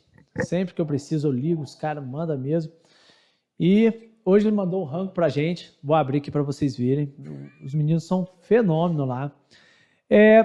Toda a parte de carnes, desde corte especial até os cortes, vamos dizer, comerciais, os meninos têm. Embala a vácuo, embala cortadinho. Eu sou o cara mais chato do mundo para comprar carne. O Matheus vai concordar comigo que eu peço 500 gramas cortado desse jeito, 500 gramas desse jeito, embalado desse jeito. Então, assim, os meninos fazem tudo na maior boa vontade. Mais uma vez, obrigado, distribuidor de carne de São Lourenço, não só por fornecer isso aqui pra gente, mas por fornecer um trabalho de excelência que vocês fornecem para casa da gente, beleza? Muito obrigado, viu? E vamos lá, filho. O Matheusão mandou aqui para você, pra gente comer um espetinho top aqui que hoje eles estão fazendo lá em parceria com o Luan do BBQ. O Luan tá cozinhando lá para eles hoje, tá mandando esses espetinhos lá hoje. Excelente, pô. Pega os pratinhos, que você já é de casa já, irmão. Vou ficar tranquilo, cara. A gente vai mandar vendo esses espetinhos aí. Matheusão, cara tá bonito, hein, velho? Porra. Vinagretezinho com a farofinha aqui pra nós. Fião, você sirva-se à vontade aí, ó. Pode deixar, Enquanto cara. isso, nós vamos trocando essa ideia aí. Pode deixar que eu vou destruir esse... Tem muito conteúdo ainda a gente falar. Eu acho que a gente não falou nem a metade ainda. Não, a gente falou bastante. Falou bem pouco, mas assim, cara, mas é um assunto que ele realmente não se esgota, né, Abrão? Exatamente. Isso aqui, na verdade, é só uma pincelada, é só superficial. É um por cima. Nada substitui o estudo, né, da turma, né, o gagado de desespero ali. E quando o camarada ele se expõe, né, ele realmente ele entra, né, nesse mercado, que ele começa a sentir ali a dor e a delícia de ser o que é, né? Hoje a Centurion tem algum tipo de curso, essas coisas assim? Temos. Na verdade, nós temos hoje, né, o relatório apenas de criptomoedas, né? O relatório de criptomoedas ele foi escrito por mim. Nós temos também um curso de milhas aéreas que nós lançamos, né? Esse curso ele foi capitaneado pelo Lincoln Lobos, né? Que é o meu sócio, meu grande amigo, sendo redundante. Eu estou lançando o relatório de estoques agora em breve, né? O quê? Relatório de estoques ações dos Estados Unidos. Ah, tá. Tá? Nós temos esse planejamento, né, de lançarmos um curso, né, de investimentos do zero, né, do iniciante ao avançado. Só que esse é um projeto ali de médio prazo, né, por questões de tempo, evidentemente. Mas nós estamos nos inserindo, né? Temos bons parceiros, bons amigos também. E temos também, Abraão, se você permitir, nós temos um grupo no Telegram, né? Não permito. Lógico que permito. Nós temos um grupo no Telegram tanto de criptomoedas quanto um grupo de milhas aéreas, tá? Um grupo gratuito em que são disponibilizadas várias estratégias para o camarada auferir uma renda, né, para ele poder investir. Sou um pouco estranho, uma casa de análise oferecendo um curso de milhas aéreas, né? No entanto, mas isso no Instagram tem toda hora agora, filho. Pois Todo mundo tá falando negócio de milha agora. Mas a finalidade nossa, né, é exatamente o quê? Fazer que o camarada, ele aufira alguma renda extra com milhas, e essa renda que ele oferiu, ele possa realmente, de fato, aplicar na bolsa, aplicar em criptomoedas e ajudar no acúmulo, na construção do seu patrimônio, né? E o Lincoln Lobos, né, que é o nosso analista, nosso especialista em milha, ele é um analista CNPI também, junto comigo, e o curso dele é muito legal. É muito legal. Eu fiz o curso dele, né? Eu fiz o curso do meu amigo, né? Tem que fazer, evidentemente, né? Como é que eu vou vender um curso sem fazer? Né? Mas ficou muito bem feito o curso do Lincoln, né? E nós fechamos agora as inscrições, né? Nós trabalhamos com escassez, mas em breve nós estaremos abrindo de novo, né? Tivemos um problema, um pequeno óbice aí, que a conta do Lincoln, ele tinha quase 10 mil seguidores no Instagram, né? A conta dele caiu sem nenhum motivo, mas aí com bastante paciência, com bastante serenidade, com o apoio dos outros nossos sócios também, que são pessoas excelentes, pessoas excepcionais. Eu tenho uma equipe, Abraão, a minha equipe, me desculpe, cara, mas a minha equipe ela é sensacional. Tanto de analistas, né? Hoje, CNPI, somente eu com o Lincoln, mas nós temos a intenção de contratar mais, tá? Estou anunciando, né? Repetindo pela enésima vez, mais um analista de criptomoedas que vai me ajudar na confecção do relatório. Então, nós estamos aí numa crescente, tá? E são caras excelentes, né? Mais importante que do conhecimento técnico, né? Na nossa empresa, cada um faz uma coisa, né? Um é responsável pela criação de conteúdo, outro é responsável pelo marketing, outro é responsável pela divulgação, e todo mundo remando para frente, mas o mais importante são pessoas honestas, pessoas maravilhosas que eu os considero não só como meus sócios, mas meus amigos, né? E nós estamos juntos nessa aí do começo ao fim. São pessoas excepcionais. Isso é uma coisa muito importante para quem quer ir para frente também. Essa questão de sócio, cara. Escolher um sócio é muito difícil. Eu acredito né? Escolher um sócio é muito complicado, cara. Como é que foi para você quando os meninos chegaram te oferecer a sociedade? Como é que foi isso, cara? Porque assim, eu acho a parte mais difícil hoje de ter um negócio é você ter um sócio. É difícil, cara. Assim, na verdade, Abraão, eu comecei a Centurion sozinho, né? Eu abri a Centurion. Né, como eu falei para você um tempo atrás, aí um capitão que é amigo meu também se disponibilizou a fazer os posts para mim. Talento zero posts, eu sou um camarada extremamente voltado para o conteúdo, né? E eu sempre tive o hábito, Abraão, de... Eu sei valorizar muito o trabalho das pessoas. Então, por exemplo, se você faz um trabalho bacana no Instagram, provavelmente eu vou chegar e eu gosto de mandar mensagem off. Cara, parabéns pelo seu trabalho, eu acompanho a sua página. A gente tem que saber valorizar o trabalho das pessoas. E nessa brincadeira, tinha o Investidor da Depressão, né? Que é um perfil bastante famoso no Instagram.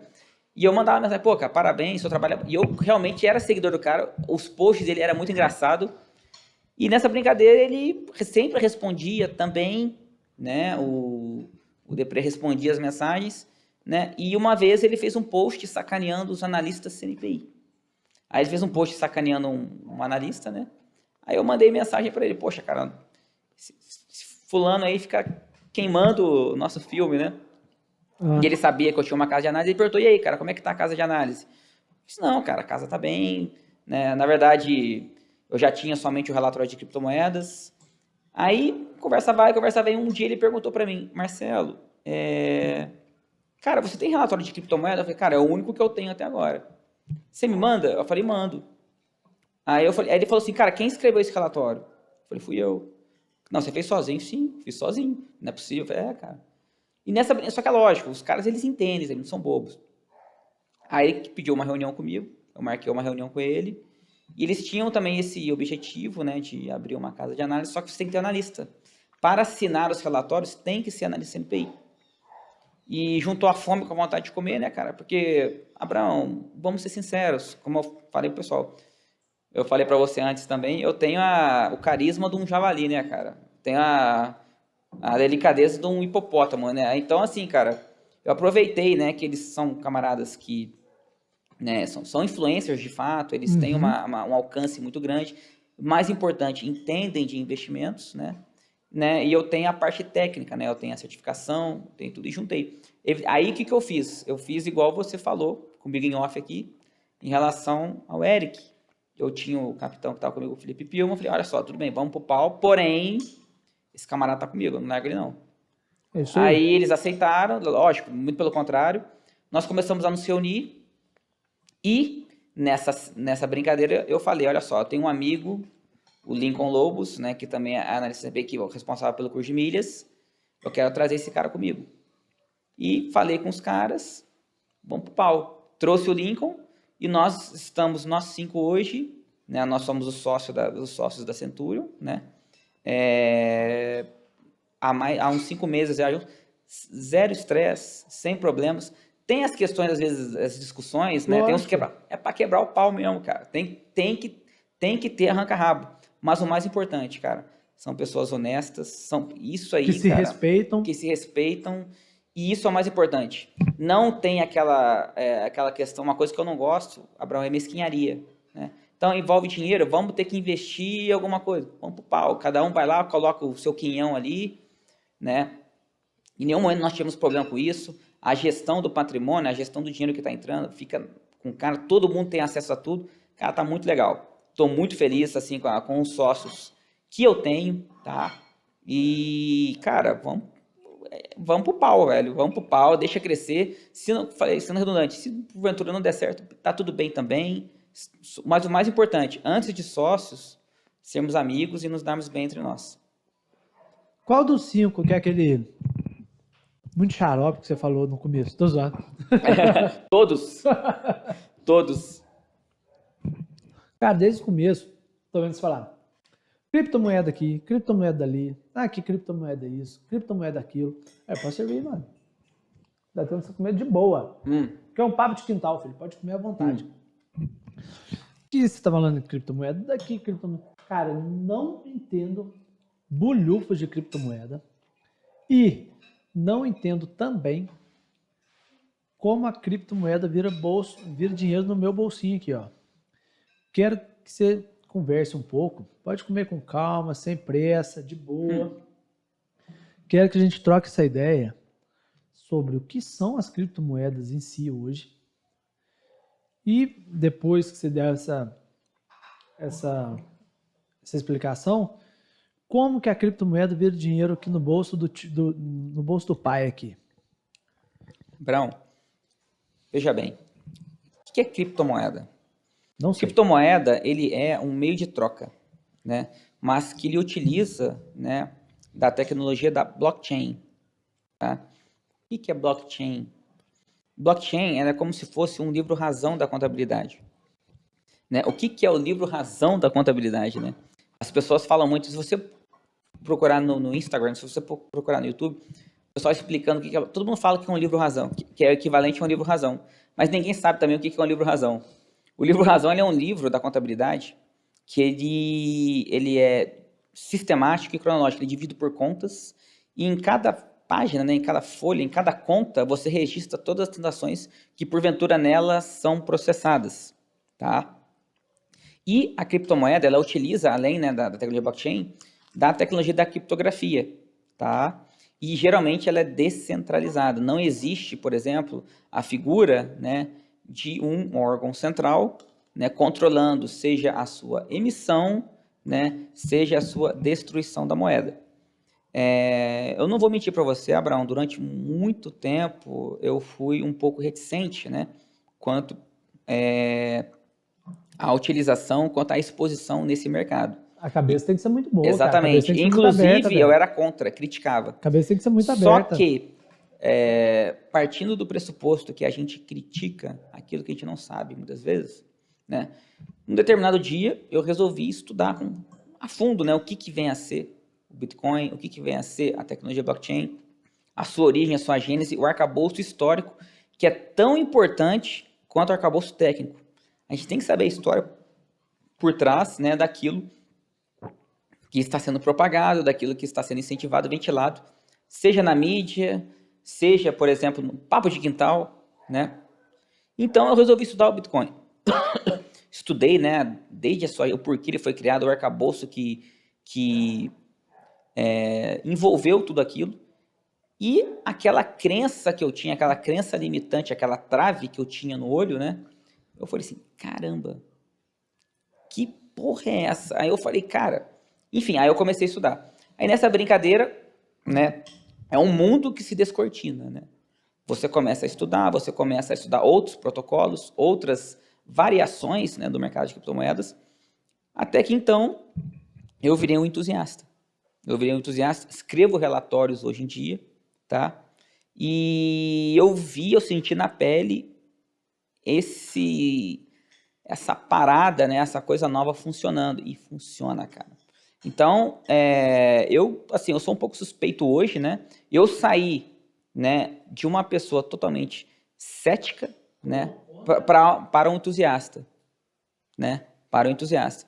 Independentemente das suas variações, da volatilidade que é inerente a esse mercado, mas o mercado de criptomoedas, ele é o futuro. A tecnologia blockchain, que é a tecnologia que lhe dá sustentação, hoje, Abraão, ela é o futuro da contabilidade, cara. Você acha que vai chegar ao ponto da galera ir no supermercado e pagar com Bitcoin? Não, isso aí é inevitável. Não hoje, evidentemente, isso é um processo médio e longo prazo, né? Vamos trazer aqui, né, a lume a questão de El Salvador. Então, El Salvador ele foi o primeiro país no mundo, né, a admitir o Bitcoin como moeda oficial. Só que, veja só, El Salvador é um país muito pobre da América Central. As pessoas lá, sequer, elas sabem muitas vezes o que é o dinheiro vivo mesmo. Elas sabem o que é um cheque. Porém, né, existe, né, um arcabouço por trás disso. Para quem não sabe, El Salvador ele é um país que a moeda oficial de El Salvador é o dólar americano. E quem emite o dólar é o Federal Reserve, é o Fed dos Estados Unidos. Ou seja, El Salvador ele está na mão dos Estados Unidos. Ao instituir o Bitcoin como uma moeda oficial, e o Bitcoin ele tem, né, ele tem uma limitação de tokens, ele tem uma limitação de moedas em si. Ele tem o valor dele são 21 milhões de Bitcoins. Então, o Bitcoin, em tese, né, ele é um bem escasso. Ele não é um bem, por exemplo, que você emite a hora que você quiser. Já existe uma programação definida. Entendi. Então, o Bitcoin, ele para El Salvador, ele é como se fosse uma rota de fuga, é um azimuth de fuga, é uma forma dele sair, né, da aba, né, da asa dos norte-americanos. Então, por mais que seja uma população de fato bastante ignorante, não no sentido de... É porque realmente é um país pobre, né, é um país que enfrenta, né, grandes mazelas, né, que é comum também, inclusive, no Brasil, mas lá é um pouco mais ali evidente, né? Mas, cara, isso aí é uma realidade que nós temos que já admitir. Embora as criptomoedas elas não sejam um valor mobiliário, um ativo mobiliário regulado, né? Mas isso é questão de tempo. Eu acredito piamente que vai ser regulado, tá? O mercado de criptomoedas, e é um mercado que movimenta bilhões de dólares, bilhões. Então, e é por isso que os grandes bancos hoje, eles estão com medo, cara, porque o mercado de criptomoedas, ele veio combater esse monopólio bancário, né? Então, trazendo a lume, Abraão, se você me permite, por que foram criadas as criptomoedas? Por que foi criado o Bitcoin? Então, grosso modo, você traz, né, a crise do subprime dos Estados Unidos em 2008, né, que foi uma crise financeira, não foi uma crise do mercado acionário, tá? Onde os grandes bancos altamente alavancados, né, eles emitiam empréstimos para as pessoas sem score, né? Então, pessoas que não tinham uma capacidade contributiva de honrar os seus pagamentos, elas conseguiam emitir empréstimos elevadíssimos, né? Em conluio com as agências de rating que emitiam classificações excelentes para ativos de alto risco. Então, a bolha foi criando. Aí, a partir do momento que as pessoas começaram, né, a dar calote, né, a não sustentar mais os compromissos que eles tinham assumido, aí veio, né, o efeito dominó. Começamos com o Lehman Brothers, que era um banco gigantesco, centenário dos Estados Unidos. Nós tivemos o Merrill Lynch, que foi abocanhado, né, pelo JP Morgan. Resumo da ópera: aqueles que deveriam zelar pela custódia do seu patrimônio o dilapidaram, né, com condutas irresponsáveis, condutas questionáveis. Então, muitas pessoas que não se envolveram nesse esquema, em tese, perderam seu dinheiro. Imagine você, um grande investidor com 2 bilhões no Lehman Brothers, e você não fez nada, porque o banco ele não tem dinheiro. O banco, na verdade, ele empresta o seu dinheiro para os outros. Aí, de repente, você tem 2 bilhões e o banco vem à falência. Você perdeu 2 bilhões sem fazer nada, por uma irresponsabilidade daqueles que deveriam zelar pela custódia. E nessa brincadeira, né, eis que surge a figura de Satoshi Nakamoto. Na verdade, ele já estava criando isso, né? E cria o mecanismo do Bitcoin, exatamente para tirar das pessoas, para tirar dos grandes bancos, né, para tirar dos bancos centrais, inclusive, o controle, né, do dinheiro em si. Tá, entendi. O Bitcoin hoje é incontrolável, cara. Mas como é que isso vai virar dinheiro para eu ir no supermercado fazer minha compra, cara? Cara, o que acontece? O Bitcoin hoje, o Abraão, ele você pode comprar Bitcoins em até 8 casas decimais. Por mais que ele venha a valer muito, né, no futuro, eu acredito que ele vai subir bastante ainda. Você ainda investiria hoje em Bitcoin? Sim. Sim, porém, né, gerenciando o risco. O que eu falo pro pessoal, criptomoedas, na verdade, Abraão, o que são as criptomoedas? A criptomoeda, ela é um subconjunto do criptoativo, né? Então, a criptomoeda, ela está contida num todo maior, que são os criptoativos. Porque hoje nós temos outros segmentos, outros setores nessa classe. Então, no máximo que eu recomendo para o pessoal, no máximo 10%, 15% do seu patrimônio em criptomoedas, não somente em Bitcoin. Uhum. Então, você não pode se expor ao risco da ruína. O que as pessoas fazem? Vendem apartamento, vendem casas para aplicar em Bitcoin, para aplicar nem em Bitcoin, até mesmo na bolsa. Não faça isso, cara. Não faça isso, porque nós não devemos nos expor ao risco da ruína. Trazendo de novo o que eu já falei, nós não devemos confundir X com F de X. Não pode fazer isso. Não pode. Nós não vamos ficar ricos da noite para o dia. Não, de jeito Não vamos. E assim, mais uma vez, eu vou perguntar, eu acho que a gente não chegou na minha resposta. Como que o Bitcoin vai virar dinheiro para eu poder ir lá no supermercado? Tá, vamos lá, Abraão. A moeda, o Bitcoin é uma criptomoeda, né? A moeda, ela tem 3 funções: unidade de conta, meio de troca e reserva de valor. O que é uma unidade de conta? É aquilo que pode ser contabilizado, que pode ser contado. O que é um meio de troca? Você utiliza ele para fazer transações, né? E o que é uma reserva de valor? É que ele mantém o seu poder de compra ao longo do tempo. Hoje em dia, você já vê vários lugares que já aceitam Bitcoin. Já aceitam Bitcoin. Existem vários caixas eletrônicos, ou ATMs, que as pessoas falam. Você simplesmente passa o seu cartão. Empresas emissoras de cartão de crédito como Visa, Mastercard, agora a American Express, elas estão entrando no mercado de criptoativos. Se você entrar, por exemplo, na Binance, por exemplo, você consegue, ou então na Crypto.com, você consegue emitir um cartão de crédito com Bitcoins em criptomoedas com a bandeirinha da Visa. Já consegue há muito tempo. Então, na verdade, a Visa faz como é que fala? Ela faz a transformação. E isso faz. Uhum. Na verdade, isso que você está me perguntando já está acontecendo.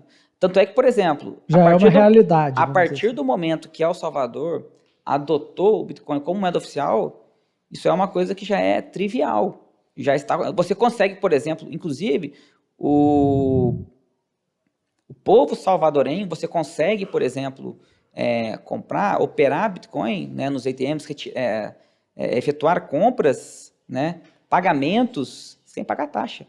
Inclusive de ATMs, né, de caixas de dos Estados Unidos. Então, cara, quando a gente fala Bitcoin, né, na verdade, eu estou restringindo, tá? Porque hoje em dia nós temos... mas... É porque é a mais famosa, né, cara? Então a gente acaba falando só dela. Cara, o Bitcoin realmente... Observe só, Abraão, a evolução dos meios de troca. Você lembra que antigamente nós tínhamos o padrão ouro, né? Ele virou o padrão dólar, né? Você substituiu o ouro pelo dólar por uma cédula de papel. Hoje em dia nós já utilizamos há muito tempo o cartão de crédito. Agora são as criptomoedas. Na verdade, por que existe essa resistência? É absolutamente comum, é absolutamente normal essa resistência. É uma coisa nova também, né? É uma coisa nova. Só que até mesmo hoje, Abraão, as criptomoedas, você tem que saber escolher o ativo correto. Então, você não vai aplicar seu dinheiro em meme coins, né, que nós chamamos, aquelas porcarias que não servem para nada, tipo Dogecoin, Shiba Inu, não serve para nada. A criptomoeda ela tem que vir resolver um problema.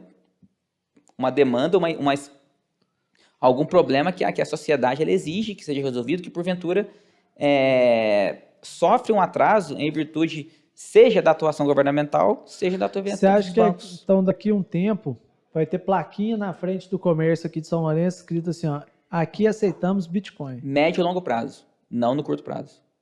Médio e longo prazo, não tenho dúvidas disso. Não tenho dúvidas disso, Abraão.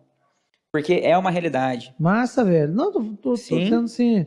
Tô te perguntando. Cara, se El Salvador, cara, El Salvador, né? Nós já temos projetos de lei cara, do Paraguai. mas a gente não pode basear em cima de El Salvador, em cima do Paraguai, cara. Não sei, a economia é muito diferente, cara. Pra gente chegar ao ponto de falar assim, não, se El Salvador adotou, o Brasil um dia vai adotar. Concordo com você. Mas, por exemplo, Abraão, mais uma vez, Paraguai. a gente nunca sabe o dia de amanhã. Nós estamos num período bastante turbulento, até mesmo na questão de eleições que nós vamos ter em breve. Eu morei 2 anos em Manaus, Abraão. Eu morei 2 anos em Manaus e eu vi de perto, não só em Manaus, mas eu fui cumprir uma missão em Boa Vista. Eu fiquei 12 dias em Boa Vista. Eu vi a situação dos venezuelanos. Eu vi de perto os venezuelanos no Brasil, cara. Principalmente lá no norte. Os venezuelanos, cara, eles viviam como indigentes no Brasil, cara. Os venezuelanos... Até lá eles vivem, quanto mais aqui. Exatamente, cara. Mas imagine você, Abraão, você é venezuelano, você com a sua esposa e seu filho, você vê que o seu país está na pindaíba e você tem que migrar para outro país, com uma língua totalmente diferente, você tem que abandonar tudo que você construiu, e você vai para um outro país e tem a questão da xenofobia. É um país com uma língua... Você vai chegar lá, poxa, cara, venezuelano sendo maltratado. Tem venezuelano também... Tinha venezuelano... Eu vi isso daí. Venezuelano esperto, malandro, tinha. Mas a situação deles é de vulnerabilidade. É por isso, né, que eu tô indo para a Itália. Eu tô indo para a Itália agora, daqui a 2 semanas, vou ficar 2 meses lá, eu vou pegar minha cidadania. Não que eu queira morar na Itália, que eu venha morar na Itália, mas para eu oferecer para o meu filho uma rota de fuga, se um dia vier a acontecer. É difícil? É muito difícil. Porém, veja bem, nós temos hoje a Venezuela numa situação, cara, deplorável. Abraão, eu vi isso lá. Eu vi isso. Nós temos a Argentina hoje caminhando a passos largos para isso. Para virar uma Venezuela? Sim. Né? Não chega tanto ainda, mas a Argentina, cara, tá no limbo. A Argentina tá no limbo. E, né, cara, a gente não sabe o que vai acontecer aqui no Brasil. Eu acho difícil. O Brasil é muito poderoso. Mas, por exemplo, cara, como dizia o provérbio bíblico, né? Se o seu vizinho, né, ele tá com problema, cara, cuidado. Entendeu? Porque não adianta nada o Brasil, ele está demonstrando pujança, demonstrando vigor econômico, mas os seus vizinhos estão ruins, cara. Não é interessante para a América do Sul, não é interessante para ninguém os países da América do Sul pobres, entendeu? Não é interessante, cara. Isso vai acabar sobrecarregando o Brasil de uma forma ou de outra. Mas aí, cara, eu acho que cai exatamente no que eu tô te falando, velho. Assim, é impossível a gente prever. Você acabou de falar assim, ó, eu não quero oferecer pro meu filho o risco. Então, assim, é impossível a gente prever que o Brasil pode ir à ruína, como é impossível a gente prever que o Brasil vai aceitar o Bitcoin, cara. É por isso mesmo que você tem que ser antifrágil. O que é antifrágil? Antifragilidade é você se fortalecer com choque. Você se preparar para eventos de cauda. Então, por exemplo, por mais, cara, que você ache que o Brasil, né, eu também acredito nisso, eu acho que o Brasil, ele não vai virar uma Venezuela, mas o Bitcoin, independente de El Salvador, ele é uma realidade, Abraão. Ele é uma realidade, tá? Então, o mercado que movimenta trilhões de dólares, ele não pode ser desprezado. Não, de jeito nenhum. O que eu quero dizer é que, assim, o que não faz sentido na minha cabeça... acredito também, já vou te dar minha posição, acredito com certeza que o Bitcoin vai virar uma realidade no Brasil a esse nível, que a gente está falando de ter plaquinha na frente mesmo, ó, aqui aceitando Bitcoin, essas coisas. Mas eu acho uma puta hipocrisia, assim, a gente comparar isso a El Salvador, comparar isso a Paraguai, ao ponto da gente virar, eu falo assim, isso a grosso modo tá? Eu vou lá, apedrejo, poxa, olha a Venezuela, governamental, não sei o que, fez isso, virou uma Venezuela. Nossa, o Brasil pode caminhar para uma Venezuela, vou lá, apedrejo Venezuela. Mas El Salvador já está aceitando Bitcoin, então o Brasil vai aceitar também. Você entende as duas vertentes? Entendo. Ao ponto da gente apedrejar um lado e ao ponto de um país que a economia, se duvidar, é tão fraca quanto, vamos dizer, o Paraguai, por exemplo. Tão fraca quanto, e a gente pegar isso como exemplo, eu acho complicado, Concordo. entendeu? Mas, por exemplo, veja bem, Abraão. Porra, alto nível. Não, agora, é isso aí, pô. Mas nos Estados Unidos, cara, por exemplo, já existem ATMs que aceitam Bitcoin.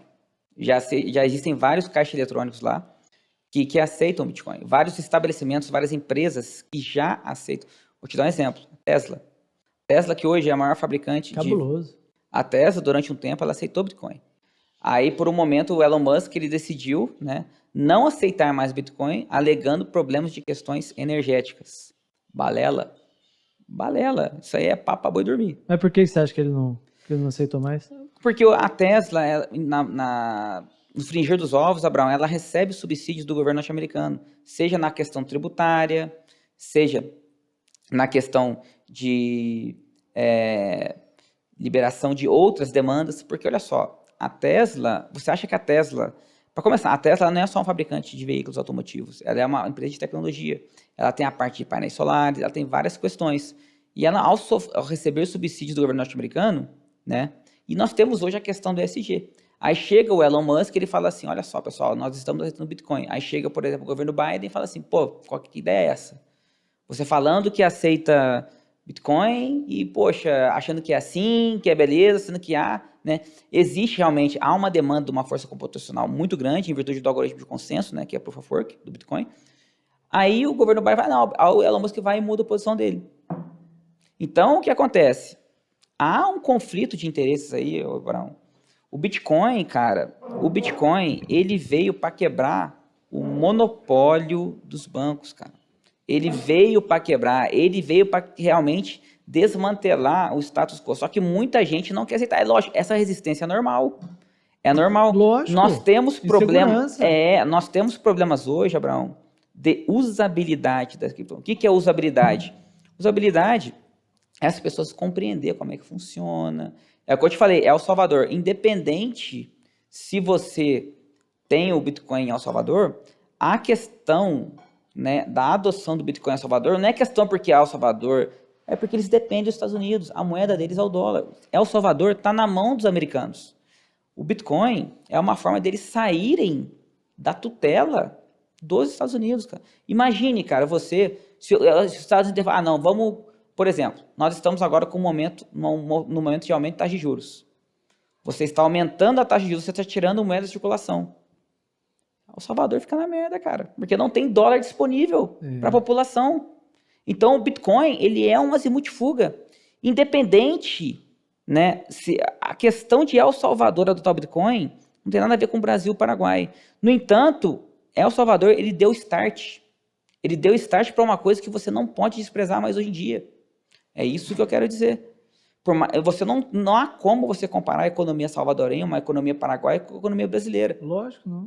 Porém, o que acontece? Você está comparando a atitude. Exatamente. Exatamente. Porque olha só, cara, se você acha, né, que o Brasil ele é 100% autossustentável, que o Brasil ele é o país do futuro, cara, com perdão da palavra, eu ouço que o Brasil é o país do futuro desde quando eu nasci. Esse futuro nunca chega. Esse futuro nunca chega. Entendeu? Você mesmo falou, você demorou 7 meses para abrir uma empresa, cara, aqui no Brasil. É um absurdo. Então, assim, o que acontece? É importante, né, nós sairmos um pouquinho da casinha, né, pensar um pouquinho fora da caixa. Eu, como eu te falei, Barão, eu fui contra o Bitcoin. Eu era contra, eu não entendia. Mas depois que eu fui entender, eu sou a favor. Mais uma vez, quando eu falo Bitcoin, eu falo criptomoedas. Tanto é que a minha maior posição hoje não é Bitcoin, é Ethereum. Né, que é uma outra coisa, que pode ser outro papo de quintal. Mas realmente, os criptoativos, eu creio que eles vieram para ficar. Independentemente da volatilidade que lhe é peculiar, né, e de todos, né, os ventos de cauda que ele vem enfrentando. Seja em virtude dos órgãos dos Estados Unidos e de outros países do mundo. Hoje, cara, a gente já falou, olha aí, vou fazer uma recapitulação aqui. A gente já falou sobre inflação, juros sobre juros, Selic, já falamos de criptomoedas, já falamos de ações. Hoje, eu queria perguntar para você rapidamente, antes da gente entrar nessa pergunta que eu ia fazer, Tesouro Direto. O que é a porcaria do Tesouro Direto? Na verdade, Abraão, o Tesouro Direto, ele é um programa criado em 7 de janeiro de 2002 pela Secretaria do Tesouro Nacional, em parceria com a B3, Bolsa, né, a Bolsa de Valores do Brasil, para que de forma a democratizar o acesso, né, da pessoa física ao mercado de títulos públicos federais. Então, quando você compra um título público, geralmente você tem que estar numa corretora, geralmente, é a mesma forma que você compra uma ação. Entendi. É basicamente isso, você comprar, é uma forma de democratizar o Nessa acesso. brincadeira, o Tesouro Direto sobe junto com os juros? Sim, Ó, depende. tô entendendo então, hein? Depende, porque o que acontece? O Tesouro Direto, né, os títulos do governo nacional, eles têm vários tipos de títulos. Então, quando você for procurar título do Tesouro, vai estar LTN, NTN, LFT. Cada letrinha, cada sopa de letrinha significa alguma coisa. Geralmente, os LTN, que é letra do Tesouro Nacional, eles são o quê? São títulos pré-fixados. São títulos, geralmente, o quê? Que ele tem uma taxa fixa, ou seja, ele é pré-fixado. A LFT, né, geralmente, eles são atrelados a Selic. Então, esse LFT está atrelado a Selic. O LTN, ele é prefixado. E nós temos as NTNs, que são notas do Tesouro, que são atreladas à inflação. Uns pagam cupons semestrais, outros não.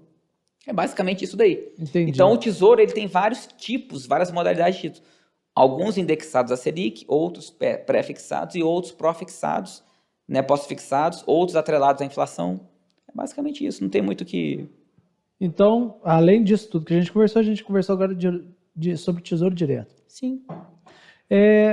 Hoje, eu sou um assalariado, 1.200 conto na conta, todo mês. Meu sonho, investir na Bolsa de Valores. E aí, cara? Como é que eu vou investir? Na verdade, qual que é a estratégia para eu conseguir colocar um dinheirinho lá? Então, Abraão, veja bem. Na verdade, não é o valor que você ganha. Assalariado, eu também sou assalariado no Exército, né? Eu tenho meu salário ali. Na verdade, é como você administra os recursos sobre a sua custódia. Eu trabalhei durante muito tempo com pagamento, né, no Exército. Então, eu tinha acesso ao contra-cheque do general ao soldado. E eu via pessoas, e eu vi de tudo, cara. Eu vi, então, muita gente fodida, que ganhava muito bem, e muita gente que não tinha nada e que tinha um controle ali digno de nota. Então, na verdade, primeira coisa, você quer investir na Bolsa? Beleza. Monte a sua reserva de emergência. Isso, a gente vai chegar nisso. O que é a reserva de emergência? Então, o que é reserva de emergência? O que eu falo pro pessoal? Suponhamos que você ganhe R$5.000 por mês. E os seus gastos fixos... Não, vamos mais para baixo. R$2.000 por mês. R$2.000 por mês. E os seus gastos fixos são R$1.500. Você consegue guardar R$500 por mês. O que eu recomendo, pessoal? No mínimo 6 vezes o valor dos seus gastos fixos por mês como reserva de emergência. 1.500 vezes 6, 9.000. O que ele quer dizer, pessoal? Reserva de emergência, então, a gente está falando aí de 6 meses, como se você tivesse sofrido um acidente, não podendo ganhar nada, você tem reserva para 6 meses se sustentar. Exatamente. Beleza? É isso mesmo? Exatamente. Por exemplo, no meu caso, eu sou servidor público. Então, o meu salário, ele cai religiosamente todo dia, primeiro dia útil do mês. Eu, particularmente, eu me dou o luxo, eu me dou o direito de ter 3 vezes somente o valor dos meus gastos fixos. Por quê? Porque o meu salário é fixo. É muito difícil eu ser mandado embora. Só se eu fizer, eu tenho estabilidade. Só se você vier num papo de quintal, falar uma merda muito Falar grande. muita merda. Só muita merda. Então, no meu caso, eu me dou o luxo de ter 3 vezes. Só que, assim, a minha própria experiência me mostrou que a partir de agora, lógico, baseado no que eu ganho, eu vou deixar 4 vezes, um pouquinho mais. Por quê? Vou te dar um exemplo. Como é que esse negócio é importante? Então, a minha esposa, ela se tornou militar agora, ela está trabalhando em Campinas. Ela está trabalhando em Campinas. Então, eu precisei comprar um carro para ela urgente. Então, eu tirei da minha reserva de emergência e eu comprei um carro urgente para ela. Aí eu me capitalizei de novo, né? Aí eu tive um problema familiar também que eu tive que... Então, sem, evidentemente, ter que tirar do que eu tenho na bolsa em cripto. Então, a reserva de emergência, cara, ela é importantíssima, cara. Ela, velho, eu vi na pele isso daí. Isso aí não é, mais uma vez, não é clichê, entendeu? Então, a pessoa que não tem reserva de emergência, não aconselha ela entrar na bolsa ainda. Não. Só a hora que ela tiver reserva. Isso. E entrar na bolsa o que ela está disposta a perder. Porque o que acontece? Que eu te falei, uma coisa é, Abraão, você chegar, botar o seu dinheiro lá, outra coisa é na subida. Quando está subindo, isso aí poxa, cara, isso daí é uma informação que vale ouro. Quando está subindo, Abraão, eu ganhei 10, sei lá, ganhei 10, cara, tá todo mundo ganhando, não é só você. Cara, eu já consegui ganhar 21%. Então, mas numa subida, mas Numa todo subida, mundo tá ganhando, lógico. não é só você não é o especial. Você não é o fodão, né? Mas é na queda, a subida, ela pode tornar rico? Pode, mas é na queda que é formado os milionários. É na queda do quê? É na queda que são formados os milionários. Porque é o dinheiro migrando dos impacientes para os pacientes. Lembra que eu falei da formulazinha dos juros compostos? Entendeu? Então, por exemplo, é o camarada ele ter o estômago, né, controlar ali a questão do tempo, né, ter paciência. Mas é lógico, você tem que investir em ativos bons. Como é que você vai ter a capacidade, né, vai desenvolver essa capacidade para escolher um ativo bom? Tem que estudar, cara, não tem que fazer. Não tem que fazer. Já era minha próxima pergunta, cara. Eu já ia falar pra você assim, dá 3 dicas pra galera, 3 dicas de ação maneira pra galera aí. Ações no Brasil hoje. VEG é a primeira. É a melhor empresa do Brasil, disparado. Tá? Segundo lugar, Itaú. Sem pensar. E terceiro, Bradesco. Estados Unidos, né? Porque como eu estou exposto lá fora, Royal Bank of Canada. Então é o maior banco canadense, né? Um banco impressionante. Eu não invisto em bancos americanos em virtude exatamente dessa queda do subprime. Eles perderam muita credibilidade, né? O fato de uma coisa ter acontecido não significa que não vai acontecer de novo. As gerações, elas mudam. E os mesmos que incentivaram a você fazer merda lá atrás, são os mesmos que vão incentivar você. Nada muda. Nada muda. Apple, né? Apple não tem o que dizer. E, por fim, a Microsoft. A Microsoft é uma empresa maravilhosa, né? É uma empresa que é um reloginho em termos de fundamentos contábeis. É uma empresa ali excepcional. Por que você não disse Magalu? A Magalu, para começar, Abraão, ela nunca teve bons fundamentos. A Magalu nunca foi uma boa empresa em termos de fundamentos. Primeiramente, vamos diferenciar uma coisa muito importante aqui. Abraão, veja bem, olha só. Assunto polêmico. Veja só, não. Quando você vai falar mal de uma empresa, você tem que tomar muito cuidado, ainda mais eu como analista. Por quê? Quando você fala mal de uma empresa, existem pessoas que trabalham nela. Então, quando você chega e você fala assim, a Magalu é isso, aquilo, não. Você está, às vezes, desrespeitando. A minha análise é objetiva, é baseada em dados contábeis. A contabilidade da Magalu, me perdoe, ela não é boa. Então, se você pegar os dados contábeis, os demonstrativos consolidados de 2010 para cá, ela tomou vários anos de prejuízo. Vários. Ela é inserida num setor muito complicado, que é o setor de varejo, em que as margens são muito baixas. Eu nunca investi na Magalu e não investiria nela. Independente que o preço dela esteja baixo ou não. Independente que o valuation dela esteja bastante descontado. Tanto que, pessoal, para quem não acompanha, assim, um pouquinho que muda uma empresa, para quem acompanha aquilo de perto e investe naquilo, é o norte para você sair ou entrar.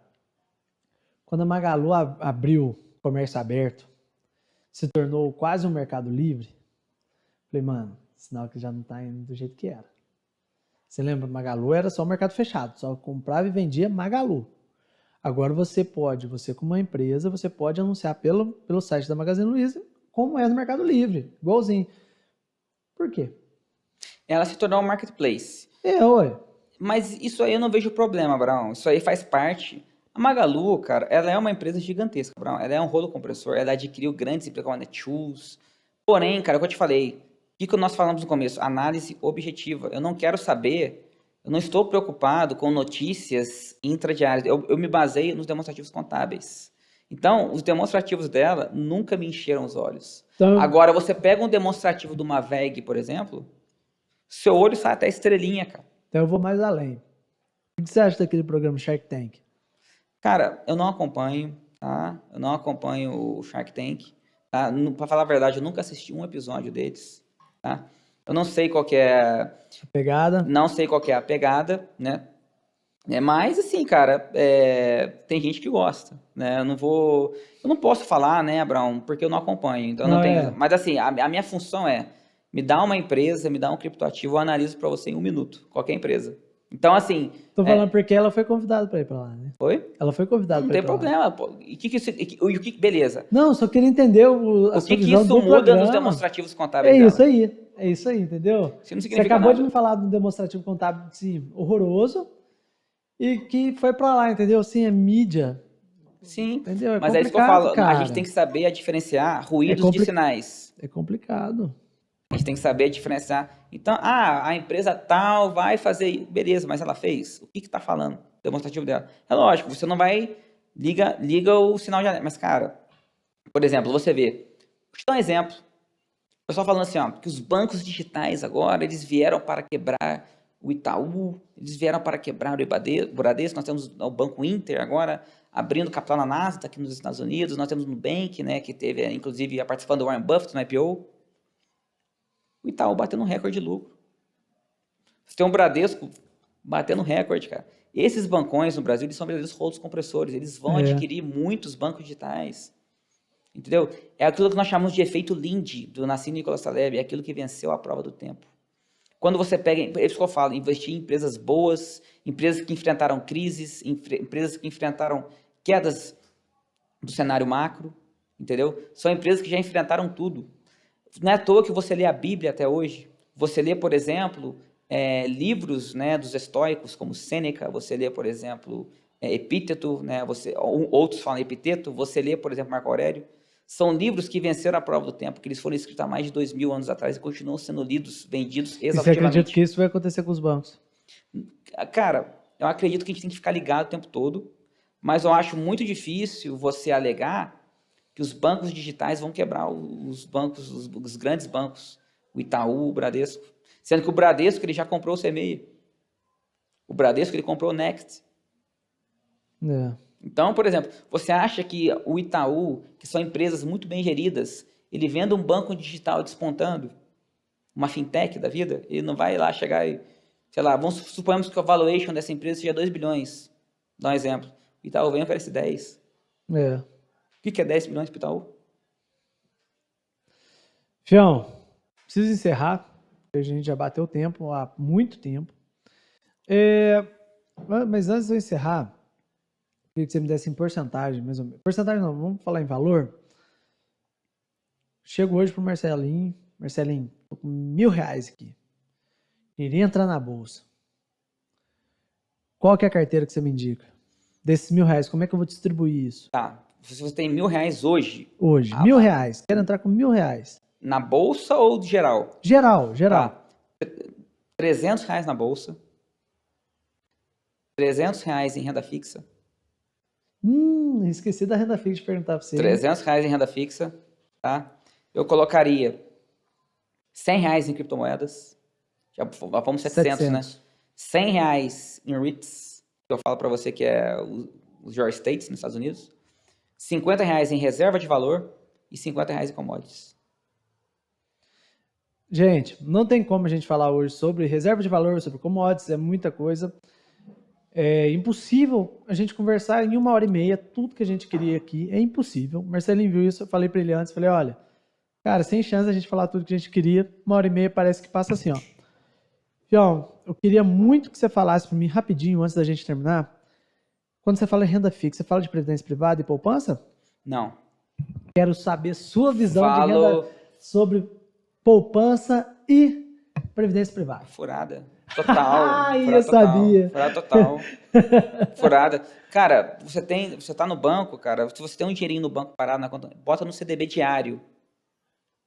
Não, a poupança está perdendo para a inflação, você está perdendo dinheiro. Previdência privada, eu também não acredito. Existem algumas que são até razoavelmente boas, mas, cara, e se essa previdência privada quebrar? Tá, beleza. Aí eu vou colocar em renda fixa, igual você falou. O que é, aonde? Sinceramente, tudo depende da pessoa. Eu, particularmente, na dúvida, cara, um camarada leigo, bota CDB diário do banco ou Tesouro Direto. Acabou. Cara, meu pai vai curtir muito esse papo. Você não tem ideia. Eu tô fazendo esse papo. Não tem que inventar moda, Brown. Não tem que inventar moda. Entendeu? Assim, agora poupança, furada. Total. Cara, que papo foda. Aqui, eu não posso deixar de fazer com você o joguinho que eu faço com todo mundo. Pode fazer, cara. Mas é assim, é mais relacionado ao Marcelo do que ao investidor, Sim. entendeu? São um joguinho de 5 perguntas pessoais, rápidas, coisas simples. Você responde 5 respostas rápidas também, com 5 palavras. E assim, de antemão, já te agradeço demais, velho. Foi foda demais esse papo. Foi muito bom mesmo, porque é uma área que eu gosto, uma área que eu acompanho já tem um tempo. Assim, não sou mais ativo como eu era. 2 anos atrás, se você me perguntasse qualquer coisa, filho, eu tava assim, ó, no auge mesmo dos estudos, mas devido a algumas coisas, veio filho, veio hospital 24 horas, aquela coisa, filho, infelizmente ficou para trás mesmo, mas pretendo voltar e voltar em breve. Esse papo, já te adianto que reacendeu a chama do negócio, falei assim, nossa, velho, maneiro esse trem, eu vou voltar para esse negócio. Então, vou lá, vou fazer meu joguinho com você e logo depois a gente encerra. Quero saber do Marcelo um sonho. Na verdade, Abraão, eu trabalho com objetivos curtos, né? Assim, eu não... Hoje, né, eu queria posicionar, né, a Centurion como um grande player, né? No mercado de casa de análises, né? Junto com os meus sócios, evidentemente, todos eles juntos comigo, né? A equipe no racha. Então, é basicamente esse. Né? Gente, é que o Marcelo respondeu isso agora, é que vocês não viram antes. A gente conversou em off. Quando eu perguntei para ele um sonho, ele falou assim que estava realizando hoje, que era vir aqui no nosso podcast. Também. É que esse eu já realizei, né? Uma inspiração para o Marcelo hoje? Chico Xavier, sempre foi. Chico Xavier, para mim, não à toa que ele é o maior brasileiro de todos os tempos. Né? É um camarada que escreveu, né, vários livros, doou tudo para a caridade. Né? É uma figura ímpar. Não tem, para mim, assim, figura igual. Você falou em caridade. Caridade para o Marcelo hoje é? Caridade, para mim, é, na verdade, você fazer algo sem esperar nada em troca. Né? É você doar para aquele que não pode te retribuir. E a família para o Marcelo, o que é? É a coisa mais importante do mundo. Né, parafraseando Don Corleone, né, o homem que não se dedica à família não é um homem de verdade. Corte top. E, cara, uma coisa que eu vou te falar, eu tinha parado de fazer essa pergunta, o último entrevistado até nem fiz ela, eu fiz outra. Mas para você, cara, eu vou fazer ela porque o seu meio de trabalho é um trabalho muito de bastidor. Perceba, é um trabalho muito de bastidor, um trabalho... Você não quer palco, você quer resultado. Não. Né? Nunca quis, até que você, como eu falei para você, Abraão, se você analisar o meu próprio perfil no Instagram, né, eu não apareço muito. Então, eu não gosto exatamente isso. Evidentemente, com o tempo, né, a gente vai, né, quebrando essas barreiras, né. Eu já tenho o meu outro sócio, Lincoln, né, que aparece bastante, ele já tem um perfil mais comunicativo, né, mas, cara, eu não, assim, as pessoas hoje, elas medem muito, né, a questão do sucesso por número de seguidores, seja lá o que for. Mas as maiores pessoas da humanidade, Jesus Cristo, os grandes ícones hoje, elas não têm nem Instagram. Então vamos lá, segura isso aí para você falar, que eu quero saber de você. Se sucesso e realização são a mesma coisa. Não, de jeito nenhum. É isso aí, não, essa é a pergunta. Eu vejo, por exemplo, cara, que... Não sei, isso aí eu tô tirando da minha cabeça agora, mas eu vejo que... Lembra quando nós estudávamos teoria dos conjuntos na escolinha, né, da tia Teteia, né? Eu vejo que sucesso, ele está contido na realização, ou seja, a realização, ela contém o sucesso. Existem pessoas muito bem-sucedidas, mas infelizes, que enfrentam casos de depressão. Então, você vê, por exemplo, hoje, pessoas ricas, com famílias bem estruturadas, você vê, por exemplo, pessoas muito bem resolvidas, mas que enfrentam casos de depressão. Às vezes, a pessoa ela pode ser bem-sucedida no seu emprego, no seu trabalho, mas ela não é realizada. Um exemplo claro, nós tivemos isso vem muito à minha mente, o Robin Williams, lembra daquele ator que fez o Pat Adams? Nossa, ele era um ator que ele tinha tudo e de repente... Chorão. Exatamente. Nós temos aquela cantora, Amy Winehouse, lembra? Né, que era uma cantora famosa, uma cantora talentosa, né, que se esvaiu nas drogas, por exemplo. Então, às vezes ela poderia realmente ser uma pessoa bem-sucedida, né, para as pessoas, para o público, mas por dentro, internamente, ela não era realizada. A gente tem exemplos grandes aí, cara. O Padre Marcelo, o Padre Fábio de Mello. Exatamente. São pessoas, sim, extremamente com sucesso que têm e que não eram realizadas ao ponto de chegar na depressão. Exatamente. Então, assim, E a depressão, cara, né, Na verdade, eu não sou especialista, né? Você teve um especialista... Cadê o Wesley? Você teve um especialista aí para falar sobre isso. Mas eu já tive amigos, cara, que enfrentaram depressão e eu conversava com eles na época. É uma coisa que não vem, que ela vem e pega o camarada. É isso aí, cara. Né? Eu tive pesado. Pois é, cara. E assim, é assim, mano. É o mal do século, né? É o mal do século. E aí nós todos estamos propensos, a gente não sabe. Graças a Deus eu não peguei, espero não pegar. Marcelinho, falar pra você, cara, que papo maneiro, velho. Maneiro mesmo. Você é diferente mesmo. Graças a Deus eu segui o conselho do nosso amigo Wesley. Falou, fala com esse cara é foda no que ele faz. E realmente você é foda nisso que você faz, cara. E a gente vê você realizado e vê você com brilho no olho pra falar da parada. Isso faz a diferença, mano. Nada, Bruno. Eu que agradeço vocês aí por ter convidado. Eu fico muito feliz, né? Porque aqui em São Lourenço agora, né? Nós estamos tendo agora um podcast em São Lourenço. É a onda do momento, né? É a onda do os momento. Podcasts. Então, tem que explorar isso, tá? Eu confesso, Abraão, que eu não conhecia, né? Eu falei pra você. O Wesley falou comigo, eu fui ver. Muito legal o podcast de vocês. Tanto é que eu não titubeei em nenhum momento em vir aqui. Deixei de ver a minha esposa esse final de semana para vir aqui falar com vocês, né? Mas, cara, olha, vocês estão de parabéns. Eu acho que é questão de tempo. Em breve, as pessoas estarão aqui pedindo para vir. Cara, isso aí não tenho dúvidas, né? Que as pessoas estarão pedindo para vir aqui. Cara, e prepara, você vai estar recusando proposta em breve aí. Recusando. Deus abençoa. Deus abençoa. Então, de parabéns, cara. Olha, estou muito, muito feliz por vocês aqui. São Lourenço precisa disso, não São Lourenço, mas o sul de Minas precisa disso, tá? Retomando o que nós falamos desde o começo, as pessoas menosprezam muito São Lourenço, as pessoas acham que São Lourenço... Não é nada disso, cara, né? Vou até falar São Lourenço é pica, cara. Muito. Pica, velho. Muito. É isso aí, pô. Seguinte, pessoal. Acho que vou acabar com essa frase. São Lourenço é pica. E é isso mesmo, velho. A gente manda ver na parada mesmo, a gente dá um jeito, a gente vê pessoas hoje com muita importância em muito lugar aí que saiu daqui da terrinha, mano. E é assim, velho. Eu sempre falo, principalmente para estagiário meu, velho.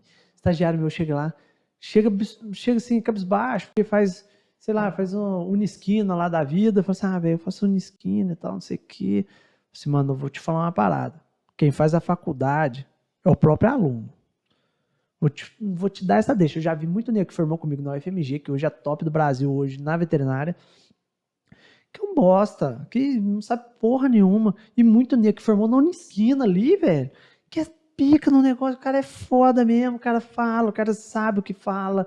Então, irmão, quem faz o lugar é você mesmo. Isso não tem jeito, cara. Isso não tem jeito. Então, eu falo isso muito para o estagiário e deixo essa mensagem para vocês aqui. São Lourenço não é desculpa. E sim, São Lourenço tem que ser uma forma de incentivo. Eu acho que fica mais claro para vocês. Morar na cidade do interior não é desculpa para não dar certo. E sim um incentivo para querer crescer. Beleza? Acho que fica essa mensagem de final aí.